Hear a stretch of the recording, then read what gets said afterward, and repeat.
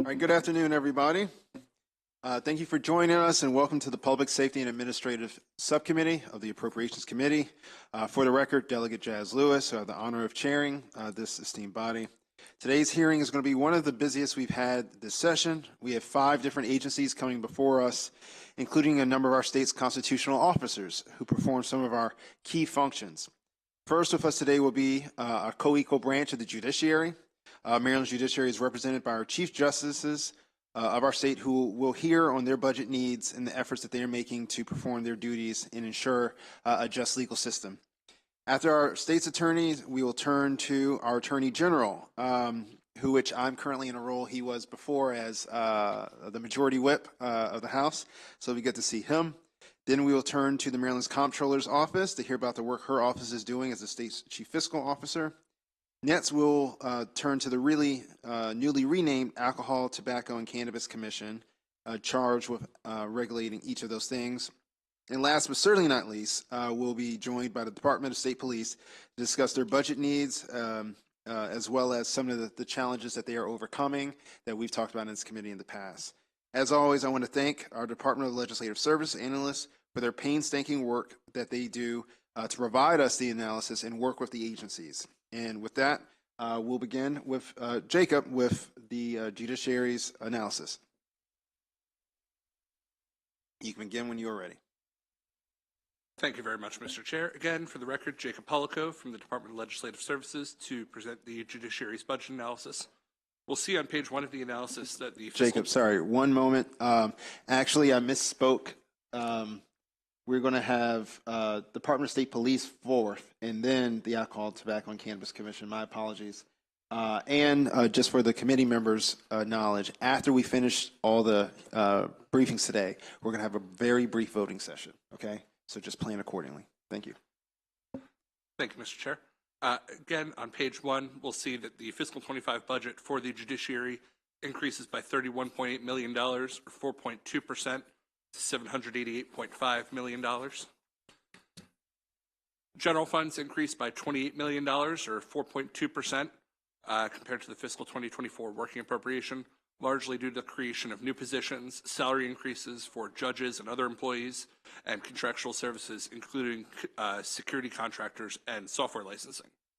Special funds also increased by $4.7 million due to anticipated increase in interest on lawyer trust accounts, IOLTA revenue, budgeted for the Maryland Legal Services Corporation. On page 2, we have a couple of key observations, including a note on the fiscal 2023 Court Performance Measures Report, which was submitted to the budget committees in December of 2023. The report highlighted improvements in average case processing times for multiple types of cases in both district and circuit courts. In addition, we have funding which continues to support Marylanders in need, including for the Appointed Attorney Program, problem-solving courts, and other initiatives which deliver justice for Marylanders in need. These programs, in addition to initiatives from the Maryland Legal Services Corporation, help to ensure that Marylanders lacking financial resources for legal aid are able to receive justice. The Appointed Attorney Program, for example, provided representation at initial appearances for more than 28,000 indigent defendants in fiscal 2023. On page 3, we have a list of the operating budget recommended actions, which we will be covering throughout this analysis, and I will recap those in greater detail a little later on. On page 4, we'll discuss some performance metrics, beginning with number 1, which has to do with the district court's case clearance rates, which generally improved in fiscal 2023. As I noted, the annual report on court performance measures was submitted in December, and to measure changes in the performance of the judiciary, data from fiscal 2023 was compared to similar data from fiscal 2022. The judiciary sets a standard for the time each case should take for processing from start to finish, and these are different dependent on the case. The district court handles a variety of cases, including all landlord-tenant cases, motor vehicle violations, misdemeanors, certain felonies, and certain claims, including claims of $5,000 or less, among other types of cases. As we see in Exhibit 1 on page 5, in fiscal 23, performance in the district court improved across the board compared to the prior year, with the exception of traffic payable cases. Those experienced an average increase of just 1 day. In fiscal 2023, the district court processed cases below the time standard in 3 types of cases, an improvement from the year before of 1. Average case processing times remain well above the standard for the remaining 3 types of cases. As an example, cases in the traffic must appear category experienced a significant improvement in fiscal 2023, a reduction of 59 days. However, they remain 98 days above the standard. The average case processing time in DUI cases decreased slightly, while, as I've noted, traffic payable cases experienced a slight increase in average processing time. Next, we'll move to the circuit courts. The judiciary's annual report, which covered the circuit courts, which are in every county along with Baltimore City. Circuit courts hold jury trials, unlike the district court, and deal with more serious criminal cases, along with major civil cases, family law cases, and appeals from the district court. As we see in Exhibit 2 on page 6, average case processing time in the circuit courts improved in 7 of the 9 tracked case categories in fiscal 2023. Limited divorce and juvenile delinquency cases took, on average, 16 and 7 more days than in the prior year, respectively. However, both of those remained below the case standards. Of the 9 case types, 7 had average processing times below the set standard, which is an increase of 2 when compared to the prior year.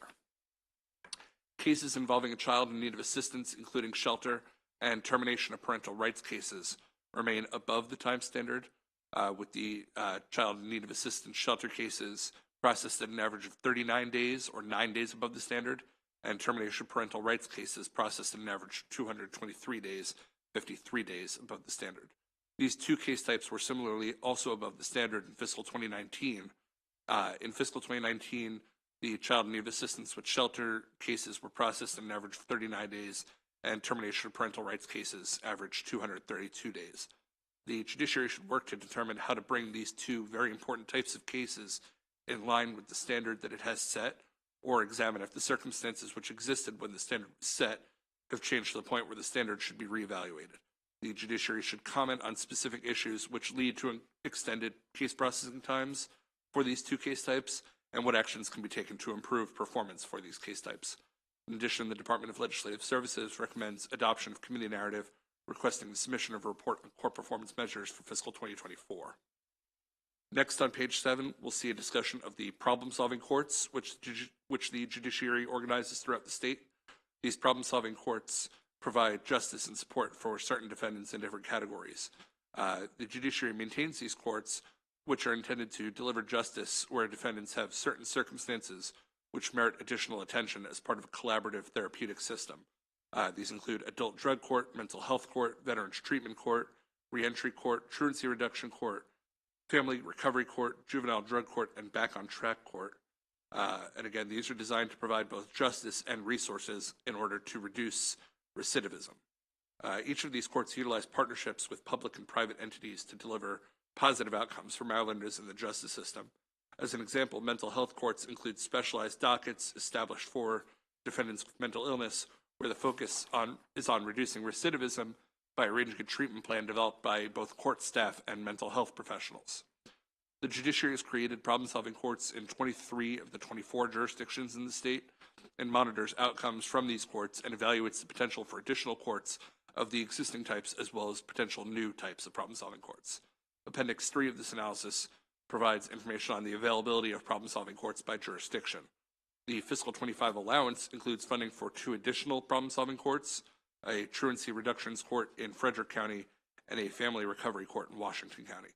As the judiciary continues to create these new problem-solving courts, the need for funding also increases. Performance metrics, for the problem-solving courts are tracked in an annual report of the judiciary. However, the funding required for each court is not reported, and as such, it is difficult to discern whether the funding provided is being utilized fully and efficiently. In general, performance is measured by successful completion of the program. Clients who don't complete the program are classified as either an unsuccessful completion or as an administrative closure. Those administrative closures are reserved for cases which are discharged due to death, expiration of probation, or when a client moves jurisdictions. As we see in Exhibit 3, cases in mental health courts, which may take longer than 1 year to resolve, included 1,050 total clients in fiscal 2023. These cases included 331 new entries into the program, as well as 63 successful completions. Exhibit 3 on page 9 shows that. Truancy reduction courts are intended to improve school attendance and serve as an alternative to punitive measures such as prosecution for parents or in-school consequences for the student. The program provides resources including social workers, counselors, and referrals to community-based services. Case performance metrics for the truancy reduction program are seen in Exhibit 4 on page 10, and they include fiscal 2023, where 92 cases were reported as successful completions, while 55 were unsuccessful, with an additional 53 closed administratively. The Department of Legislative Services recommends the adoption of committee narrative, requesting a report on the total funding provided for each type of problem-solving court for fiscal 2024 and 2025, and the expenditures by type made in fiscal 2024 for the operations of the courts, as well as anticipated costs by type for fiscal 2025. Moving down towards the bottom of page 10, we have a discussion of implementation of legislative priorities for fiscal 2024. The fiscal 2024 working appropriation included an additional $3.6 million in general funds to increase the appropriation for the Maryland Legal Services Corporation. This additional funding was utilized to provide access to counsel in immigration proceedings. MLSC provides access to counsel in a number of different civil case types with this funding in courts throughout the state via grants to nonprofit legal services providers. By statute, MLSC funds may only be used to serve clients with incomes at or below 50% of the median income in the state. Grantees are required to comply with annual program and financial audits to ensure compliance. Currently, MLSC's grant programs funded through the judiciary focus on foreclosure prevention, workforce legal services, judicare, which has to do with family law cases, and operating grants to support other legal services and fundraising efforts. On page 11 of the analysis, we see in Exhibit 5 an overview of the agency's spending for fiscal 2025. The judiciary's fiscal 2025 allowance, as I've noted, totals $788.5 million. The budget provides funding for 10 programs. These programs include the trial courts, the appellate courts, and the administrative office of the courts, along with various other functions. And as we see in Exhibit 5, the trial courts, district and circuit courts, account for 65% of the fiscal 2025 allowance, with a further 18% allocated to the administrative office of the courts. The remainder of the allowance is utilized for expenditures for major IT projects, the appellate courts, and the other previously mentioned units. As we'll see in Exhibit 6 on page 12, the fiscal 2025 allowance for the judiciary grows by 4.2% compared to fiscal 2024. The growth, as I've noted, is mainly driven by salary and fringe benefit increases for judiciary employees and judges, as well as other factors which contribute to growth, including $2.3 million for improvements to physical security at courthouses and other judiciary facilities. A couple things that I'd like to specifically note include funding for 6 new positions, including a circuit court judge and staff in Prince George's County, and 3 employees for problem-solving courts. Increased security, which I've noted, at courthouses and other judiciary facilities. Funding for the Maryland Legal Services Corporation increases by $7.8 million due to anticipated higher earnings from IOLTA revenue, and funding for the creation of 2 new problem-solving courts comes in at $234,000. The compensation for judges and other judiciary staff increases in fiscal 2025. Judges' compensation increases by $10,000 per year each year from fiscal 2023 to 2026, in line with the recommendation from the Judicial Compensation Commission. The fiscal 2025 budget reflects the continued implementation of the judicial compensation increase. The fiscal 2025 budget allowance includes the impacts of the fiscal 2024 cost of living adjustment, which is centrally budgeted within the Department of Budget and Management and not yet reflected in the fiscal 2024 working appropriation. In addition, the allowance also includes $8.8 million for merit increases for non-judge employees at the judiciary. Funding for this purpose is also budgeted in the statewide account within DBM. Therefore, the Department of Legislative Services recommends the deletion of $8.8 million in general funds made for the purpose of merit increases for judiciary employees, as those funds are already budgeted for that purpose within DBM. The increase in IOLTA revenue, the majority of the Maryland Legal Services Corporation's state appropriated funds are housed in the budget for the judiciary and transferred to MLSC as needed. MLSC has $35 million in special funds budgeted in the judiciary's fiscal 2025 allowance. The allowance, as I've noted, includes an increase of $7.8 million in higher anticipated funding from IOLTA revenue, which is designated by law to be used by MLSC. These funds are anticipated and have not yet been realized, which may result in actual available funding being lower than the amount budgeted, as MLSC is only eligible to receive this funding when it is actually received in IOLTA revenue. There's also mandated funding for a new program from Chapter 776 of 2023, which is not included. That chapter required the governor to include $225,000 for MLSC for a new Affordable Life, Wills, and Estate Planning for Seniors grant program. The fiscal 2025 allowance for the judiciary includes other funding for MLSC, but does not include funding for that purpose. The judiciary should comment on why this funding is not included in the fiscal 2025 allowance. Additionally, the judiciary should work with DBM to fully fund the mandate through a supplemental budget. On page 15 of the analysis, we have data regarding personnel. The fiscal 2025 allowance for the judiciary includes 6 new positions. Of these, 1 is a circuit court judge for Prince George's County, along with 2 support staff. The request for a new judge has been made as part of the submission of the judiciary's annual report on the need for judgeships. The report for fiscal 2025 certified a need for 6 judgeships. However, the judiciary included only 1 position in light of its recognition of budgetary considerations and space constraints within the courthouses where additional need was certified. The Department of Legislative Services recommends the adoption of committee narrative requesting a report on judgeship needs for fiscal 2026. The other 3 positions, as I've noted, include new positions for the problem-solving courts, including 1 case manager and 2 coordinators. The judiciary's vacancy rate is currently 5.57%, which is below the level needed to meet its fiscal 2025 turnover expectancy by 25.5 positions. The percentage of positions vacant is below the 7.34% reported in December 2022, and the judiciary currently has approximately 1.74 positions, which have been vacant for longer than 12 months. Excuse me for 1 second.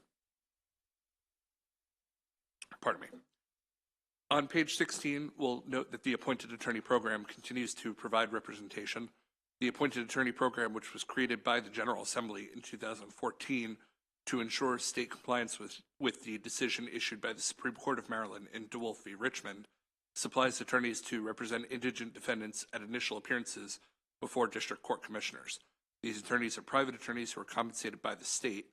In each year since the program's inception, budget committees have required the judiciary to report on the cost of the program. Data from fiscal 2023 shows that the full appropriation of $9.25 million was not used, with $628,846 remaining unspent. Exhibit 7 shows that figure, as well as a breakdown of spending by county, including a comparison with the amounts the judiciary originally budgeted internally for each jurisdiction. Each year, the full appropriation for this program has been restricted within the judiciary's appropriation in order to ensure that the program is fully funded. This is done to ensure that the state properly provides all indigent defendants with the legally mandated counsel. DLS recommends that the fiscal 2024 appropriation for the Appointed Attorney Program within the judiciary be reduced by $500,000 to align the amount budgeted for the program with fiscal 2023 expenditures. Additionally, the Department of Legislative Services recommends that funding for the Appointed Attorney Program in the fiscal 2025 allowance be reduced by $500,000 to align with recent expenditures.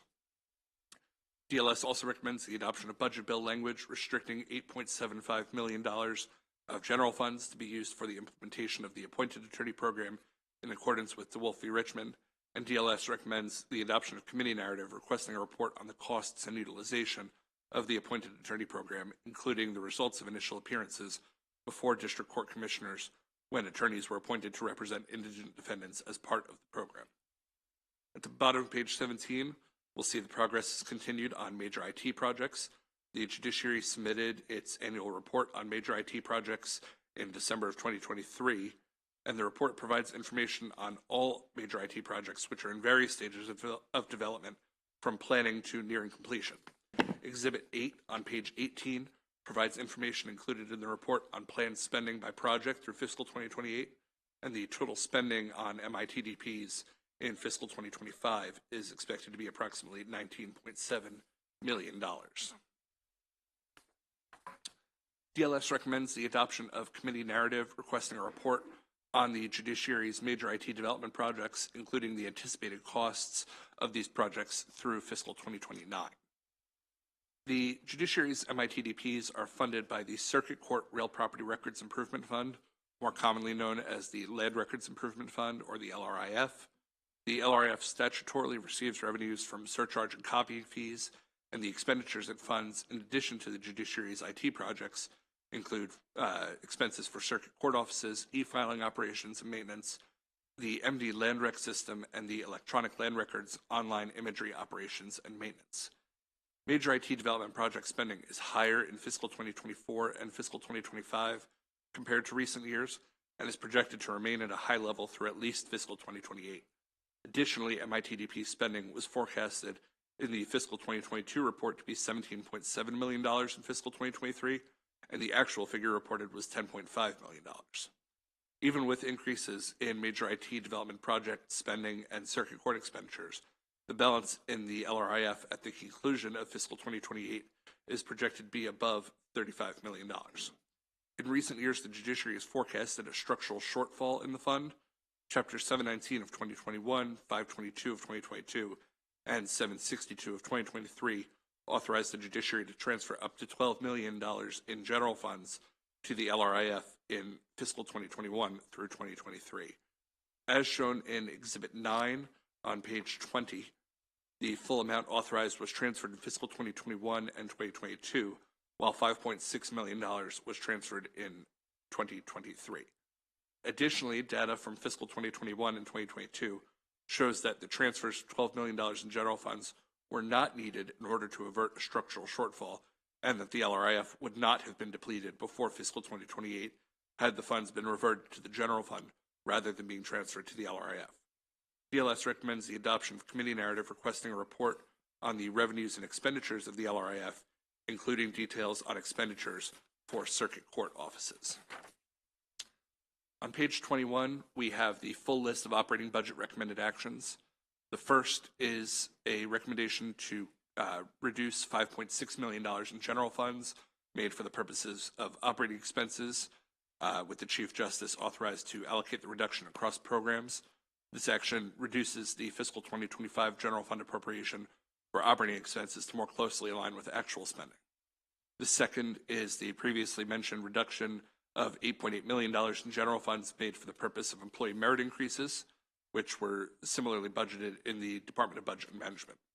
The third is a recommendation to reduce funding for the implementation of DeWolf v. Richmond by $500,000 to be consistent with actual expenditures seen in fiscal 2023.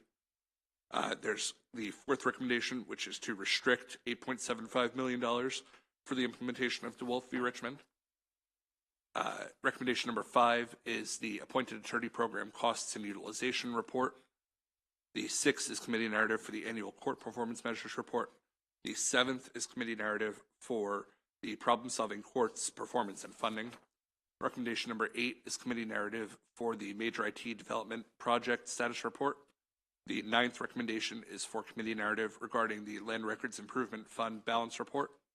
The 10th recommendation is a report regarding the committee narrative regarding a report for the judgeship need for fiscal 2026, and recommendations 11 and 12 have to do with the reduction in funding for the Appointed Attorney Program in fiscal 2024.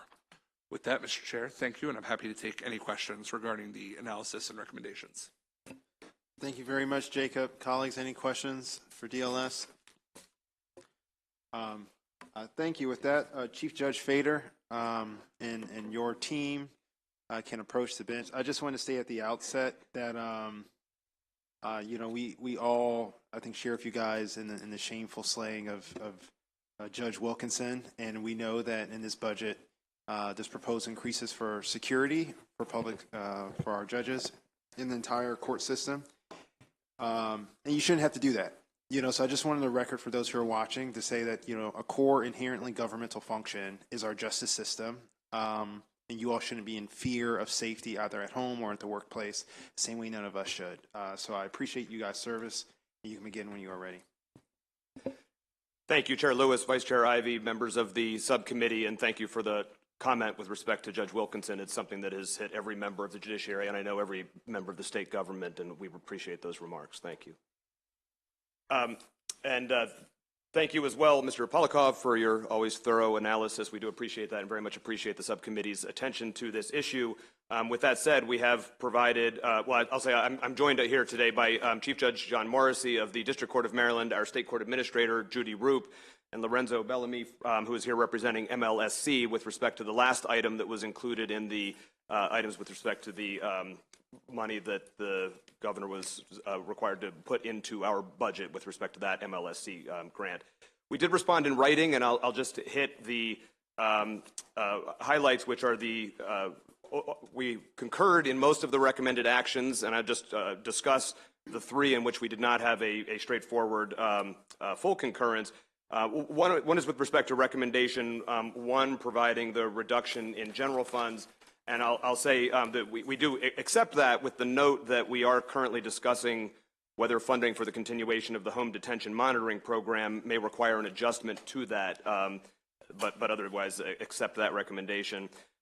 With recommendation two, we do recognize that the $8.8 million in general funds was put into two different budgets. We have been in touch with DBM, and we believe that both agree that it should remain in the judiciary's budget, but we certainly agree that it shouldn't be in both. But we do think that it should stay in the judiciary's budget. And then with respect to recommendation 7, which deals with the reporting on the problem-solving courts, one part of that recommendation is to it would effectively break the actual expenditures for the problem-solving courts down by operation of each type of problem-solving court. And that does create one issue for us, which is that sometimes the resources are shared between problem-solving courts that operate in the same jurisdiction, and so it is not actually easy with respect to, for example, a program manager who might provide assistance to multiple kinds of problem-solving courts in the same jurisdiction. We don't account for that time separately. It's just somebody who provides services to all of those. With the exception of that, we do provide a robust report on the funding of our problem-solving courts more generally, and certainly would continue to do that, but our only mild disagreement with respect to that is with respect to that breakdown, which we don't currently have. Other than that, we have provided responses to the other items that were included and are happy to answer questions with respect to any of that. Thank you, Chief Justice Fader. Judge Morrissey, it's always great to see you. Everyone on the panel. Colleagues, I know there are a few questions, so we'll begin with Delegate Stanko. Thank you all for being here. So my questions are semi-technical, I guess. And to the Chief Judge, I don't expect this to be answered today, per se. And I imagine this might fall under Mrs. Roop's area, but I think it's really important to cover. So this is an operational framework around far in the inner workings of the judiciary. I've had a couple of individuals that have reached out to me about issues with regards to hiring practices for outside contractors, and specifically with regards to interpreters within the deaf and hard of hearing community and how it impacts them, and foreign language interpreters. And why this is really important to me is twofold, and I really want to bring it to your attention if it's not already. Is there have been issues where what has been informed to me that individuals that are not qualified interpreters are often brought in due to lack of inspection. And actually, I think the state judiciary's handbook has laid out requirements for who they have to be, and they're not followed by the hiring groups at both the circuit court level and at the state hiring level that instructs the circuit courts. And I have concerns on that for Fifth Amendment reasons, with regards to both defendants and with regards to, I know the Attorney General's here. If it is in a jury pool, it opens up appeal situations as well. If the interpreters are not qualified. And I say that because last year we passed a bill as a General Assembly. The judiciary weighed in and didn't want to be included in the requirement for some of the certification, new rules the state's implementing through the ODHH. And I think this is this could be a big concern. And so, again, this is really heavy minutia, but something that I would ask if you could take away. And I think my understanding is it impacts the deaf and hard of hearing space explicitly, and that there are issues and concerns that have come up in the foreign language space. And so I guess that's not really a question, but I appreciate you giving me the latitude to bring it up. Isn't that so? Yeah, isn't that so? That's right. We will certainly look into that and try to figure that out. It's not dealing with the minutia. Providing access to the courts the interpreters are an essential part of that, and we pay a lot of attention to that. So we certainly want to make sure that we're providing qualified interpreters, and we'll look into that and see what we can provide. I appreciate it. And one last follow-up, and this would just be, this I guess is more question is, as you're doing that research, can you also try to find out how those hiring frameworks are following the DBE goals that the judiciary has in place, just like the rest of state government? And Delegate Steiner, just to add on that, we have a woman named Pam Ortiz that's the head of our internal access to justice work. It's a department of Ms. Roops. She's well aware of this issue and has been working with all of those individuals before. We do have a certification, a very vibrant certification process with our interpreters. Yep. We're very committed to interpretation. In the district court, we interpret to 5 languages. It's on our signage and in our posting, and even on our notices that go out, there's a second page that explains the language interpretation programs in the top 5 languages that we have. But we'll get Ms. Ortiz in touch with you, and she'll be able to provide you all of that information. And I appreciate it. My understanding it is not at the issue does not sit at the state level. It sits at the circuit court level with the individual. I guess it may be the clerk's office or whoever works in through those clerk's offices. So thank you. Understood, and thank you. Appreciate it. Thank you. Colleagues, any other questions for the judiciary? I actually have a few. The first, I want to see if you can opine on, obviously, as a society, we're trying to address some of the concerns around juvenile crime and other things that's going on. So I just want to know if you could speak a little bit on the SINS process and some of the wait times for the child in need of assistance that was referenced, I think, by Jacob.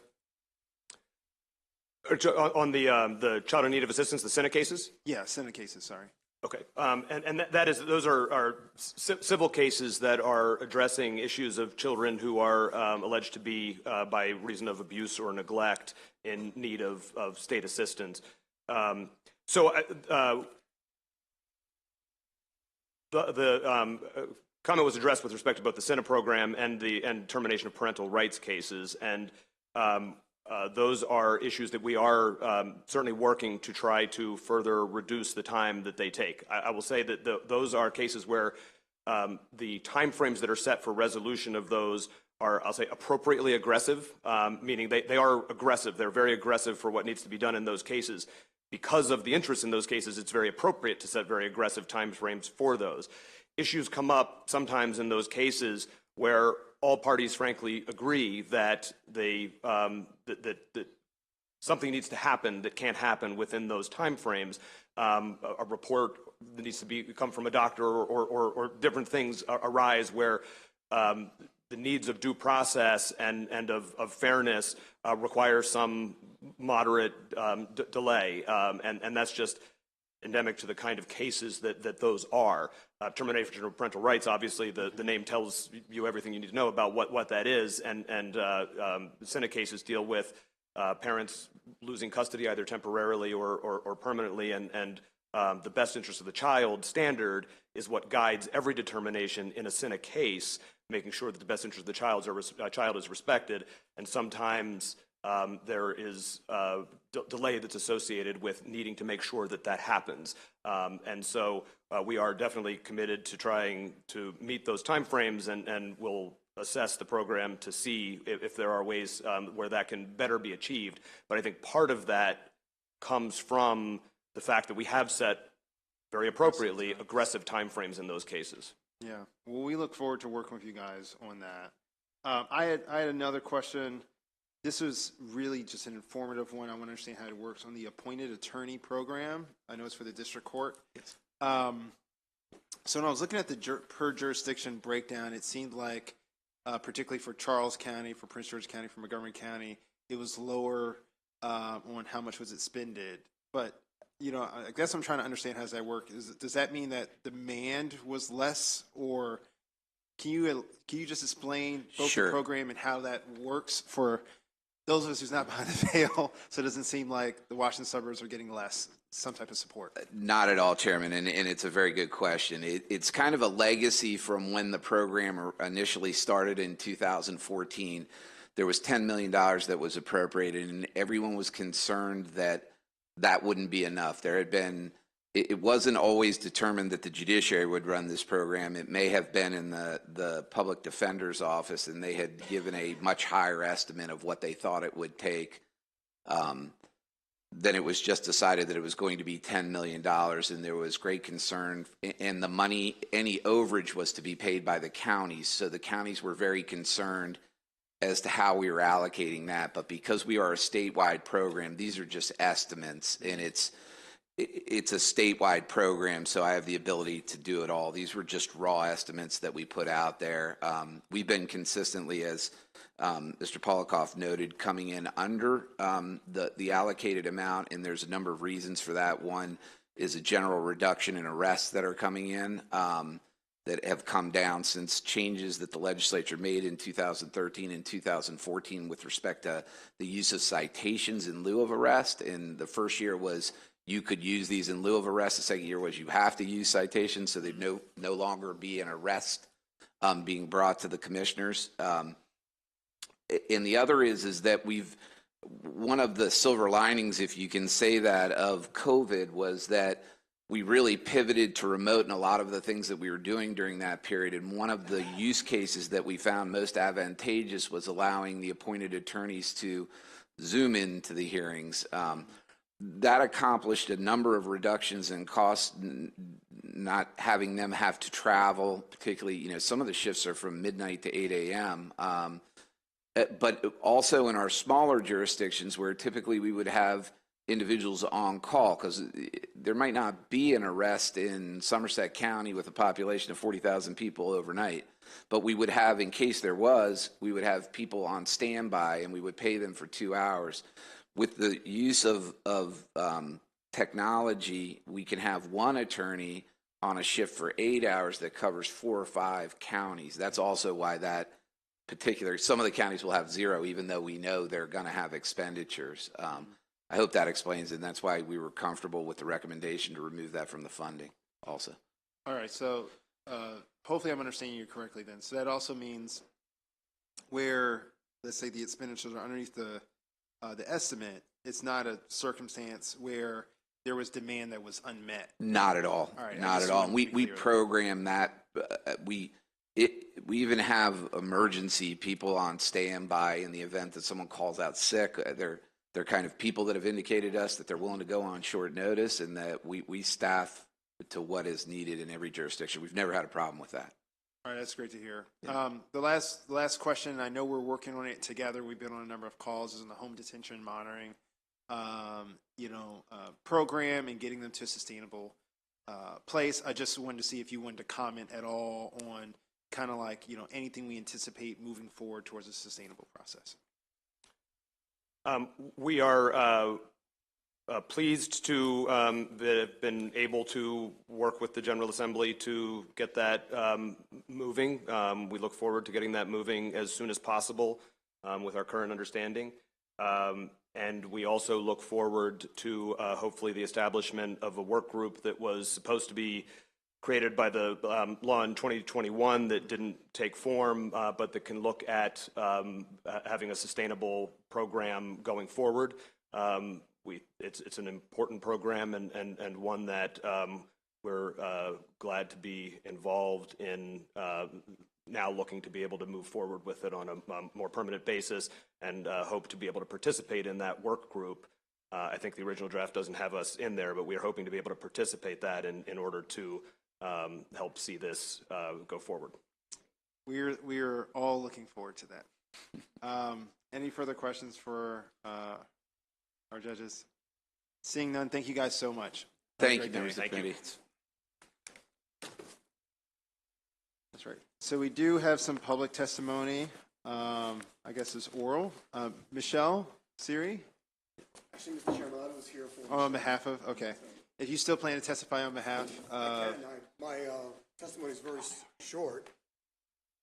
Basically supporting what was said earlier about MLSC and the $225,000 that we're trying to locate. My name is Lorenzo Bellamy, Bellamy Gen Group, on behalf of the Maryland Legal Services Corporation. I apologize for my voice. I have a non-contagious allergy right now, so not to worry anybody.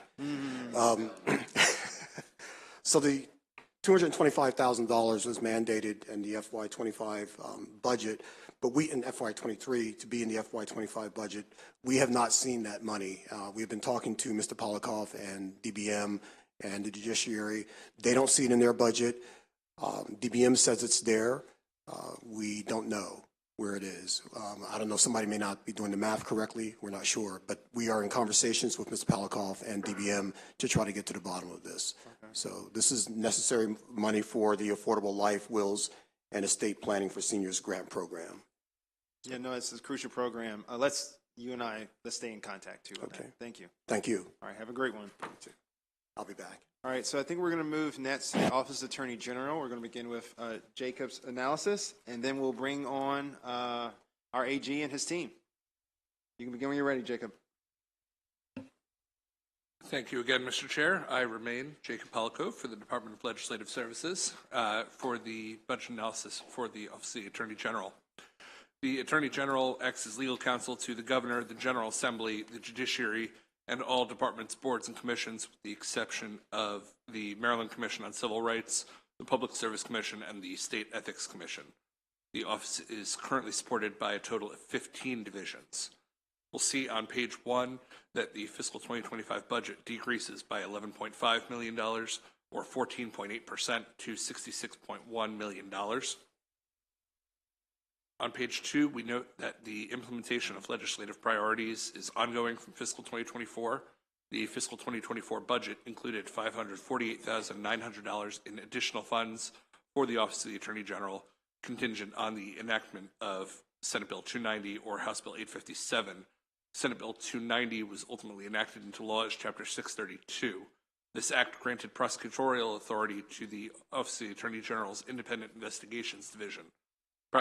Prosecutions, were formally at the discretion of the state's attorney in the jurisdiction of the investigation.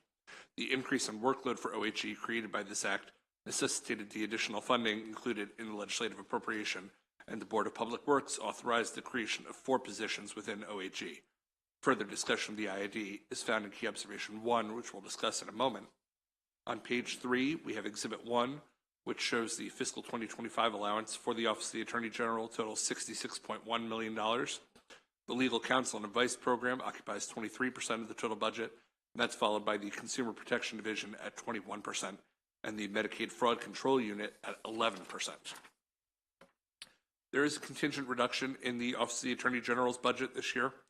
The fiscal 2025 allowance is reduced by $700,000 in general funds contingent on enactment of a provision in the Budget Reconciliation and Financing Act of 2024 that repeals the mandate requiring that the governor provide $700,000 in general funds for the Consumer Protection Division in the Office of the Attorney General.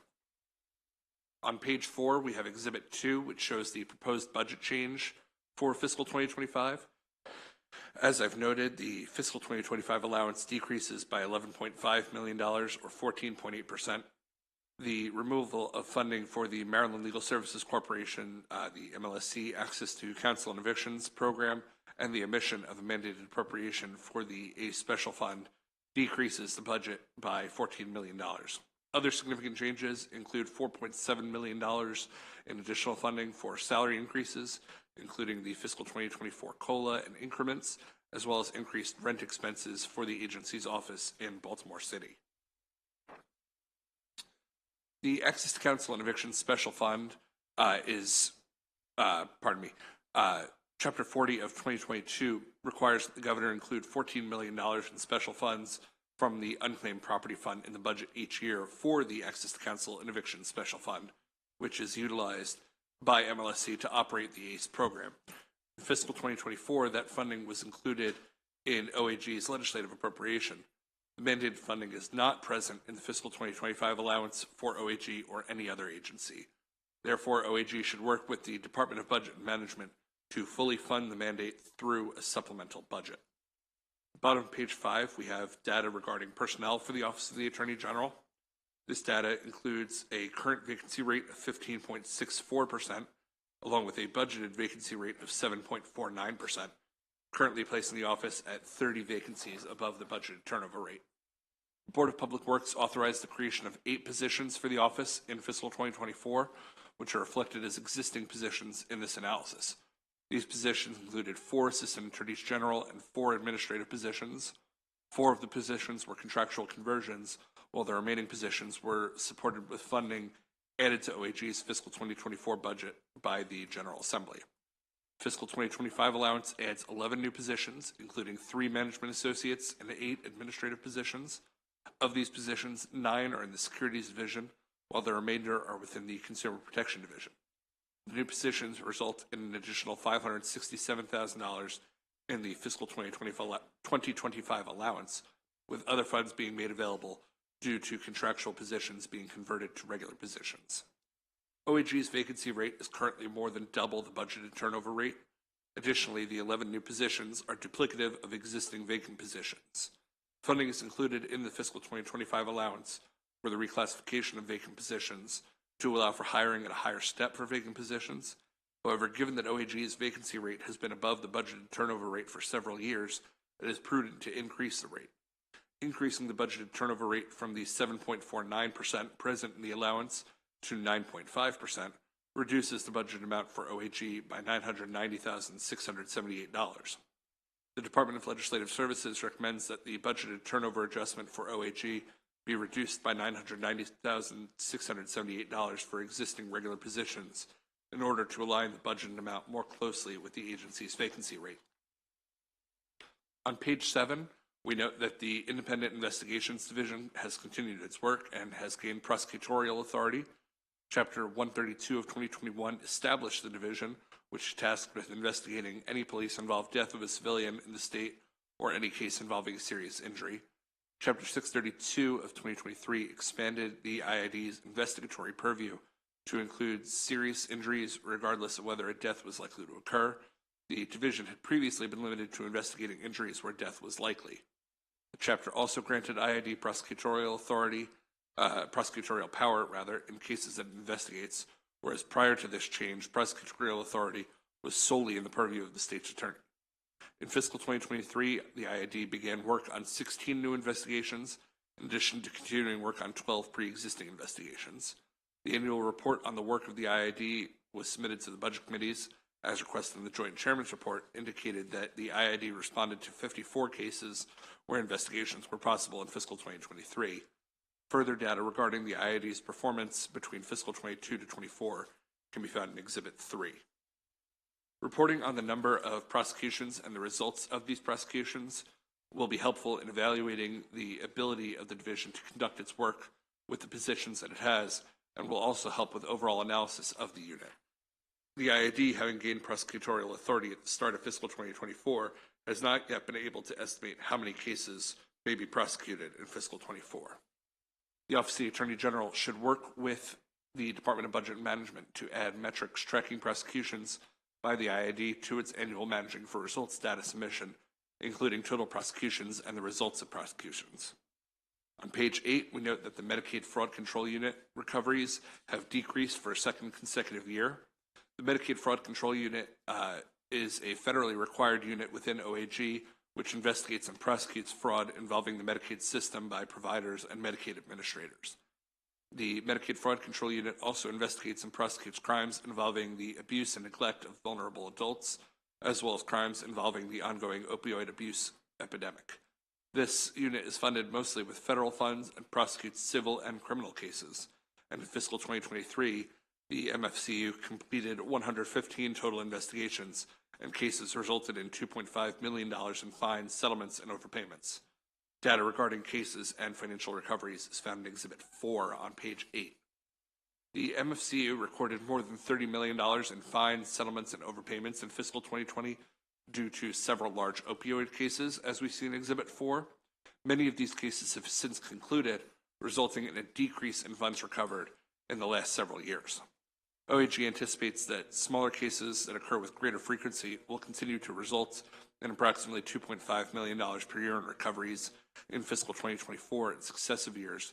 Smaller spikes in funds recovered are seen in years prior to fiscal 2020, including in fiscal 2018, where $15.6 million was recovered. OAG is not currently anticipating any cases which would result in an increase in funds recovered. However, based on prior experience, data indicates that existing personnel and resources will be sufficient to handle any such cases. Next, we have the Access to Counsel and Evictions Program, which has continued its rollout process. This program was established in 2021 and provides a right to counsel in cases of evictions for qualifying individuals, along with the ACE Special Fund, both of which are administered by the MLSC, the Maryland Legal Services Corporation. The same legislation also established the ACE Task Force, which has 15 members appointed by the Office of the Attorney General. The task force is responsible for studying potential funding sources, making recommendations to improve the implementation of the ACE program, and evaluating the provision of services provided under the scope of the program. The rollout of the program is a 3-year process with final implementation to be completed by October 1st, 2025.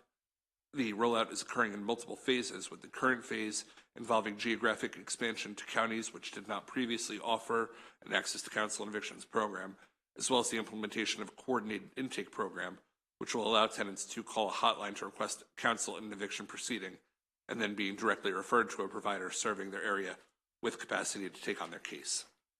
Exhibit 5 on page 10 shows that in fiscal 2023, 3,973 tenants were provided with counsel via the program, with Prince George's County and Baltimore County residents using the program most frequently, with Prince George's County residents having 1,903 tenants served by the program, and Baltimore County having 1,071 tenants. And a full listing of the number of cases by county is in Exhibit 5, as I noted on page 10. Funding provided to the ACE program is used mainly to fund legal services grants to providers participating in the program. These funds are also used for administrative costs and tenant outreach and education. The program provided funding to 11 legal services providers in fiscal 2023, as we see in Exhibit 6. These funds in fiscal 2023 totaled $6.6 million. A full breakdown of the funds provided to legal services providers can be found in Exhibit 6, as I noted on page 11. As the program expands to all counties in this phase of the rollout process, MLSC will be adding more legal services providers, and the funds distributed to providers will increase as the number of cases increases. Chapter 40 of 2022 mandates that the governor appropriate $14 million per year to the ACE Special Fund in revenues diverted from the Unclaimed Property Fund. This mandate expires after fiscal 2027. These funds were appropriated to MLSC in fiscal 2024 via the OAG's appropriation. MLSC currently estimates that the program will require more than $25 million for the rollout in fiscal 2025, which greatly exceeds the mandated $14 million, which is not included in the governor's allowance. If the rollout is not fully funded in fiscal 2025, there is a risk that the process of rolling out the program will be delayed beyond the originally planned completion date of October 1st, 2025. Even with the $14 million, the program is at risk of not being fully funded in fiscal 2025, and MLSC should work closely with the ACE Task Force to identify alternative sources of funding for fiscal 2025 and future years. MLSC should comment on recommendations made by the ACE Task Force for additional funding sources. MLSC should also comment on the amount of funding it expects to need to operate the program on a yearly basis after the conclusion of the rollout process. DLS recommends the adoption of committee narrative requesting quarterly reports on the implementation of the ACE program in fiscal 2025. On page 13, we have the operating budget recommendations, of which there are 2. The first is the recommendation that this appropriation be reduced by a total of just over $990,000, with the bulk $984,763 being in general funds. This reduction is made in order to increase the turnover rate for existing positions within the Office of the Attorney General from 7.49% to 9.5%. The second recommendation is for the adoption of committee narrative regarding the Access to Counsel and Evictions Program quarterly reports. With that, Mr. Chair, I thank you, and I'm happy to take any questions. Thank you, Jacob. Colleagues, any questions for DLS?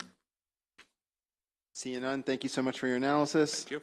Mr. Attorney General, you and your team can approach and begin when you are ready. It's good to see you.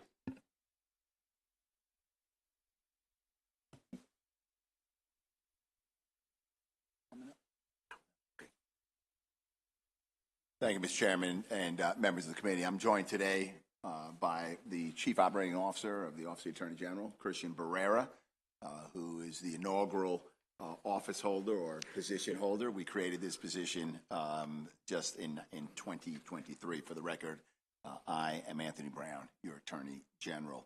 I always like to start off on areas of consensus, so we do accept the second recommendation, which is language regarding the Access to Counsel and Evictions quarterly reports. However, as outlined and detailed in what I hope is a very robust way, we do take issues with the first recommendation, which is essentially to cut our budget by $1 million. Certainly want to thank Mr. Polakov for his analysis, his thoughtful consideration of our budget, and I think that the different views on that recommendation are based in large part on the information available to DLS at the time that the recommendation is made and the information that we have. So if I could, I'd like to explain. As Mr. Polakov mentioned, the $1 million cut is based on altering or changing the turnover rate from 7.49% to 9.5%, and that's based on his analysis and the data that we have a 15% vacancy rate. As of today, we have a 9% vacancy rate in the Office of the Attorney General. That's a significant reduction in what was available, the information available on December 31st of 2023 and where we are today. That 9% constitutes 35 vacancies, and for those 35 vacancies, we are in varying stages of fill. From identifying, we've made offers, we're waiting to hear back, working through those details, and at the rate in which we're progressing, I'm very confident we're going to fill those 35 positions. A few things I think it's important to note for the committee and why it is that we have a vacancy rate, even 15%, actually closer to 16%, 15.64% in December of last year. You remember last year, and we're very grateful, increased salaries for attorneys in the Office of the Attorney General. We had difficulty, and my predecessors, a lot of difficulty filling positions. You also remember that last year you converted a number of contract positions to regular PINs. So it's hard to hire lawyers when the salaries are as low as they are. It was made even more difficult when they're contract positions with even fewer benefits available. So what we're experiencing now is we're now competitive in the market. I've got a chief operating officer. I've created a new position of an HR director. We're about to bring on a talent acquisition manager. We're taking the advice of DBM. We're reclassifying some of those attorney positions to non-attorney positions, and we're very confident that we're going to be able to fill those positions. I also wanted to point out that my lean and mean HR team, which is about 3.5 people, doesn't just service, if you will, the 300 plus or minus members of the Office of the Attorney General that are on my budget. The Office of the Attorney General consists of 900 state government employees. 2/3, roughly, are deployed throughout the state. They're on the comptroller's budget. They're on the Department of the Environment's budget. They're on every state agency's budget, with a few exceptions. I'm responsible for recruiting, hiring, manage, training those resources. So when you look at my vacancy rate and you see 15%, it's because I've got a small team that's servicing a larger operation than what you would normally see. I think proportionally, and this is one of the things that we're working with DBM on reclassifying, we're going to add at least 2 if not more, pins to our HR operation. I mentioned one of them is a talent acquisition manager, and we're going to bring in an HR analyst as well. So we're really well postured to fill these positions. And when we do, and if you do institute this recommendation to cut, then we'll find ourselves in a position of laying off employees. I know that one could say, well, no, you can come back for a deficiency appropriation. I don't want to be on that list of agencies that are coming in asking for a deficiency appropriation. I want to spend wisely and effectively. I want to be able to make offers to people knowing that their last day on the job won't be June 30th, so I can do all the things that you asked me to do. Stand up a civil rights division, increase the criminal division to get in the fight, to fight crime across the state, which is what we're doing. You gave me resources to expand my Medicaid fraud and vulnerable victims unit, which we're doing.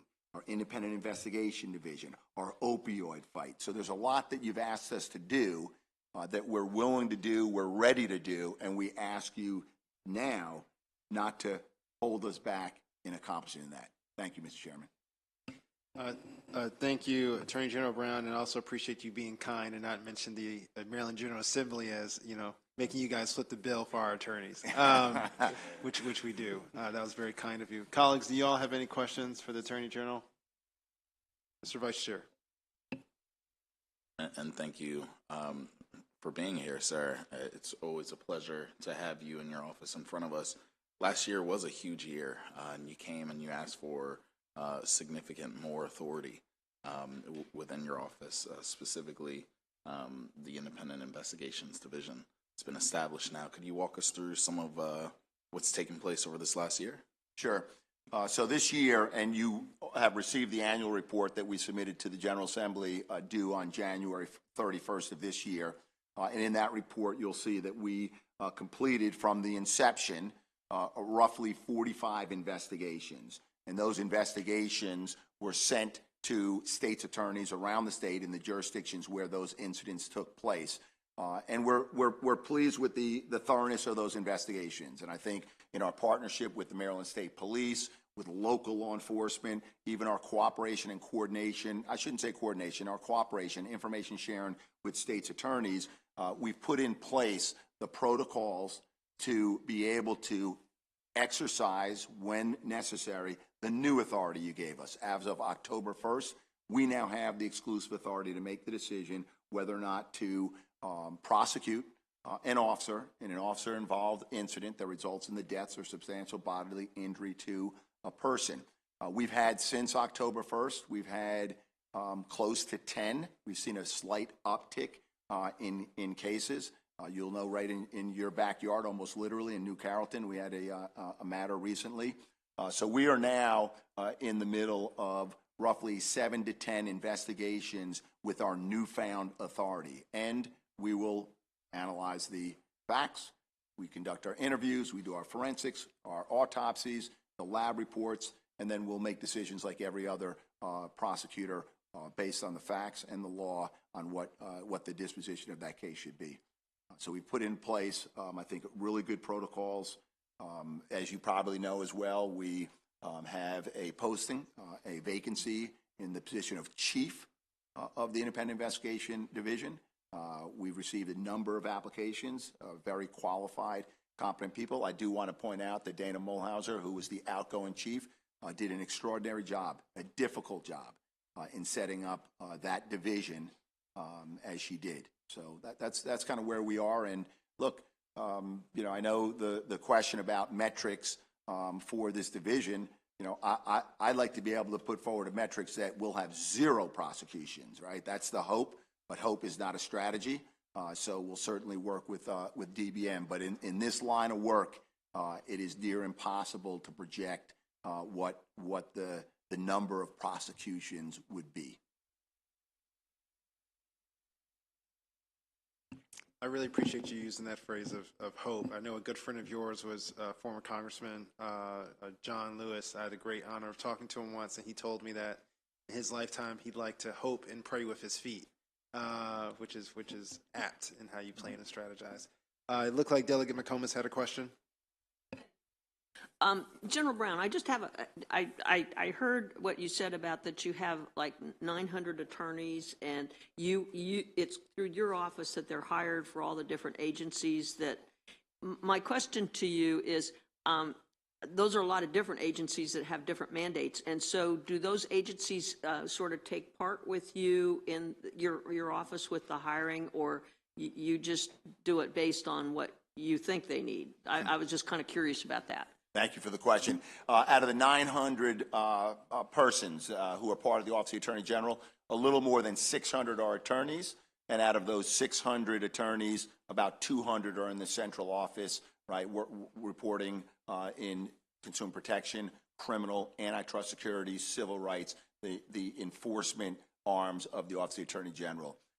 As regarding the personnel who represent and provide advice and counsel to the comptroller, to the Maryland State Police, to the judiciary, we solicit input from our clients, but we are responsible for the recruitment and the hiring, the management, the retention of those attorneys and non-attorneys serving our clients.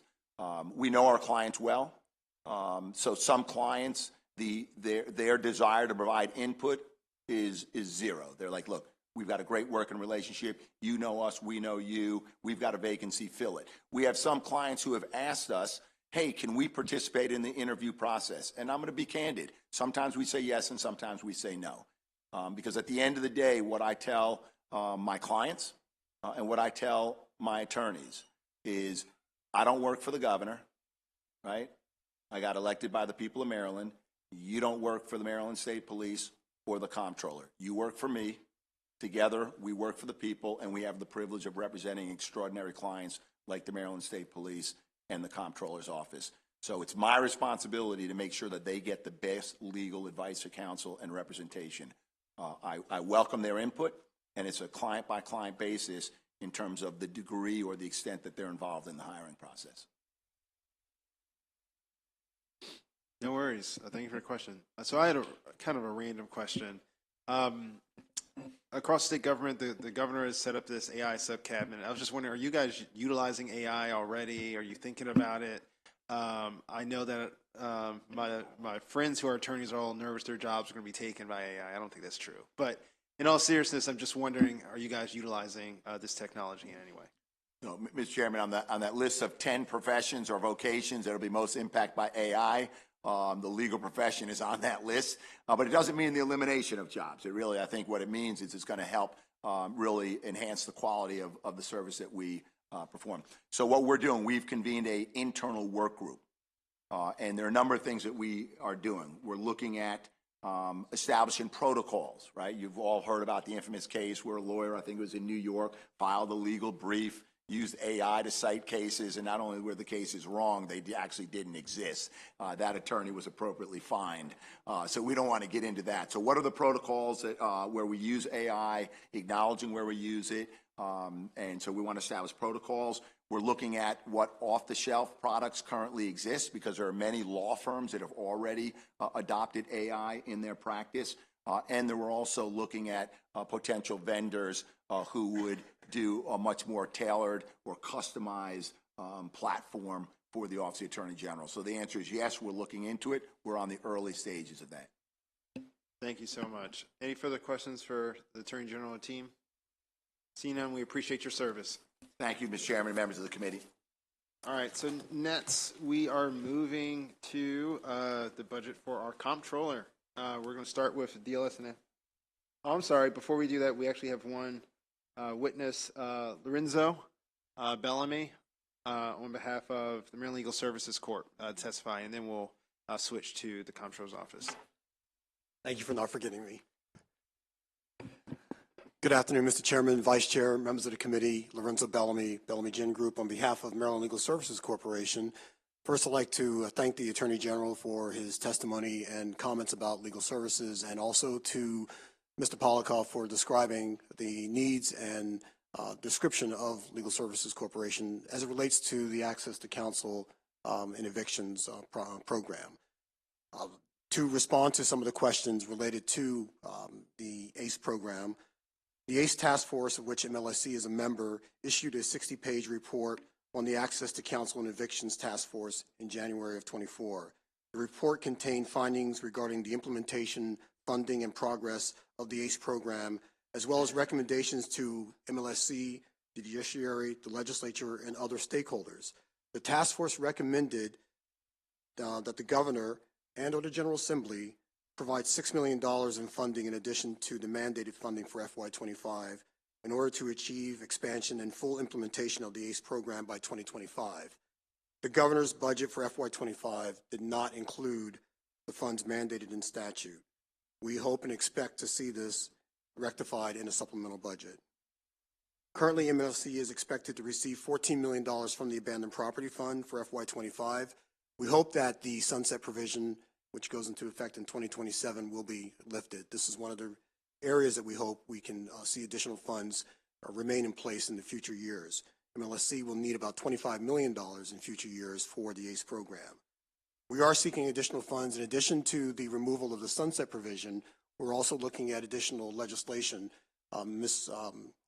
Michelle Siri, who is the Executive Director of Legal Services Corporation, is testifying as we speak on the Governor's Renters' Rights Bill, which has an increase in filing fees, which would go to MLSC.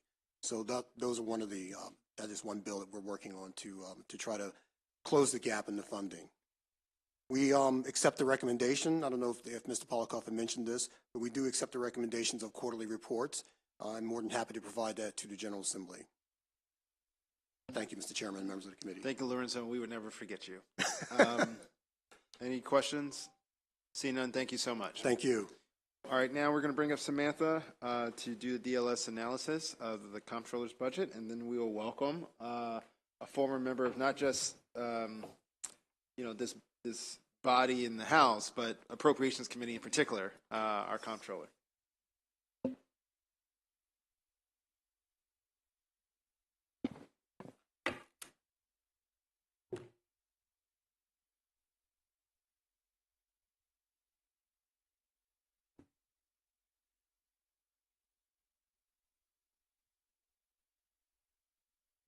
Thank you, Mr. Chair and members of the committee. Again, my name is Samantha Tapia with the Department of Legislative Services, presenting the fiscal 2025 operating budget analysis for the Office of the Comptroller of Maryland. Looking on page 1 at the operating budget summary, the fiscal 2025 budget represents a decrease of approximately $6 million or 2.7% from fiscal 2024 to a total of $212.7 million. This net decrease is mostly due to a $5.3 million investment in fiscal 2024 for technology upgrades, as well as planned IT project spending expected to be appropriated by budget amendment in the first half of the fiscal year. Otherwise, notable increases include $6.7 million in salary and fringe benefit adjustments for existing personnel, $5.1 million to fund 79.2 new regular positions, and $3.7 million for the Compass Integrated Tax System Development Project and other IT services. A variety of other changes are listed in Exhibit 9 on page 15. For a broad overview of the budget, we can look at Exhibit 8 on page 14. Personnel occupies 62% of the budget at $132.1 million. IT services and development projects are 16% of the budget at $34.2 million. Annapolis Data Center is funded at $19.3 million, or 9% of the budget. And the remaining 13% includes contractual services, fixed costs, equipment, and supplies and postage. Then looking at personnel, on page 17, the fiscal 2025 budget supports 1,212.1 regular positions and 31.25 contractual positions. This includes 79.2 new positions across 8 programs. Exhibit 12 on page 20 provides a table summarizing the number and purposes of new positions across programs, most notably with 28 new positions in the Compliance Division, 6 positions for the new Legal Office, and 8 positions in the new Unclaimed Property Office.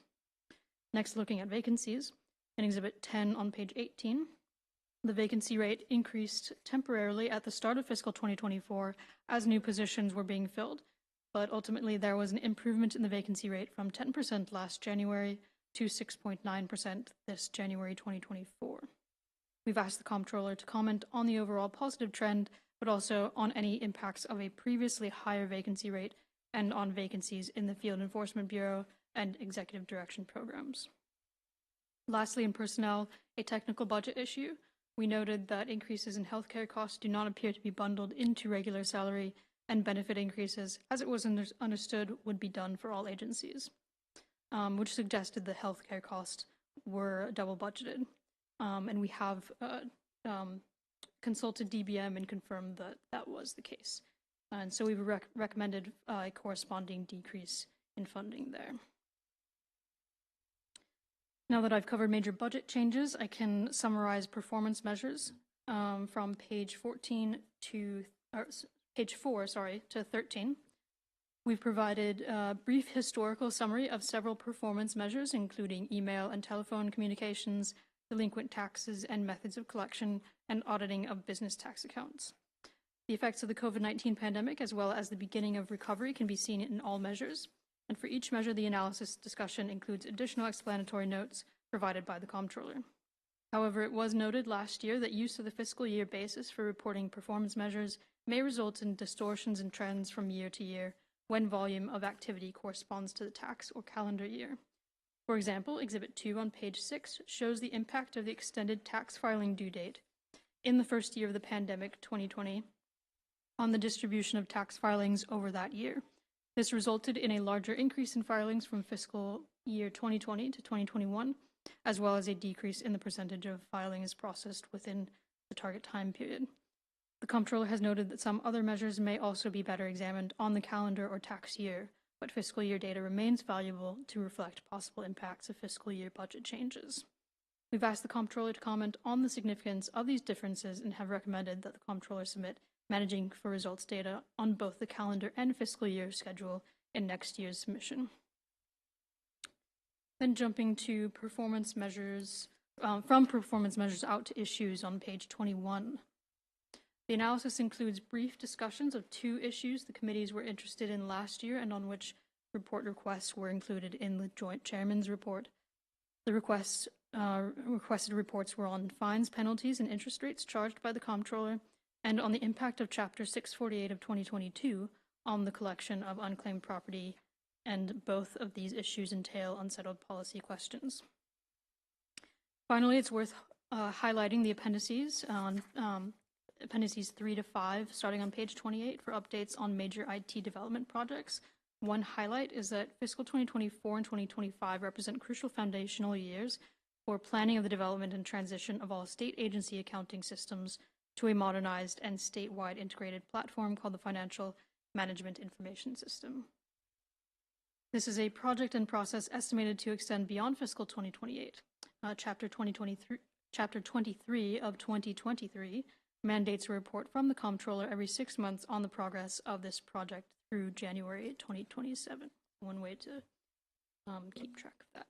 In closing, we have just 2 recommendations: the adjustment for the doubled budgeted employee healthcare and the inclusion of calendar year data along with the fiscal year data in next year's MFR submission. With that, I'm happy to take questions or move to agency testimony. Thank you. Thank you, Samantha. Colleagues, any questions for DLS? Seeing none, we welcome our comptroller and her team.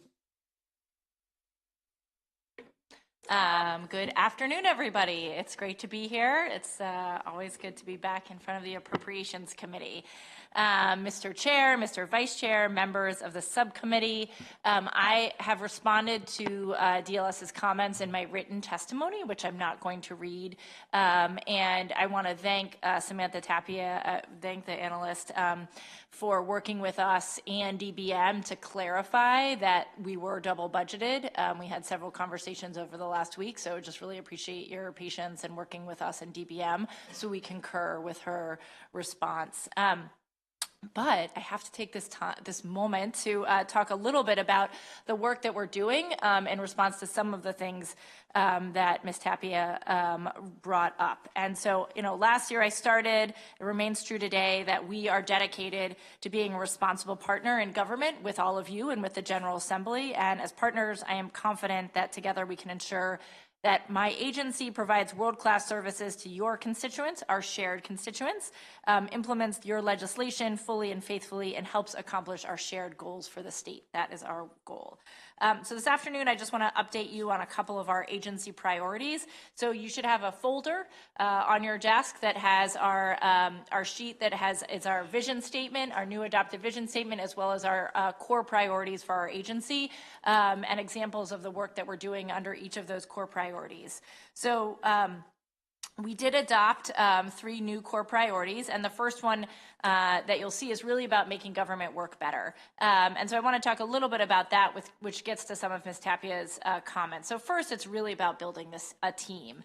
So in thanks part to early investments in our staff, and in thanks to you for your help in helping us build this team, we have been able to reorganize our agency, fill needed roles, and we are now down to an agency vacancy rate of 5.3%, which I am very proud of.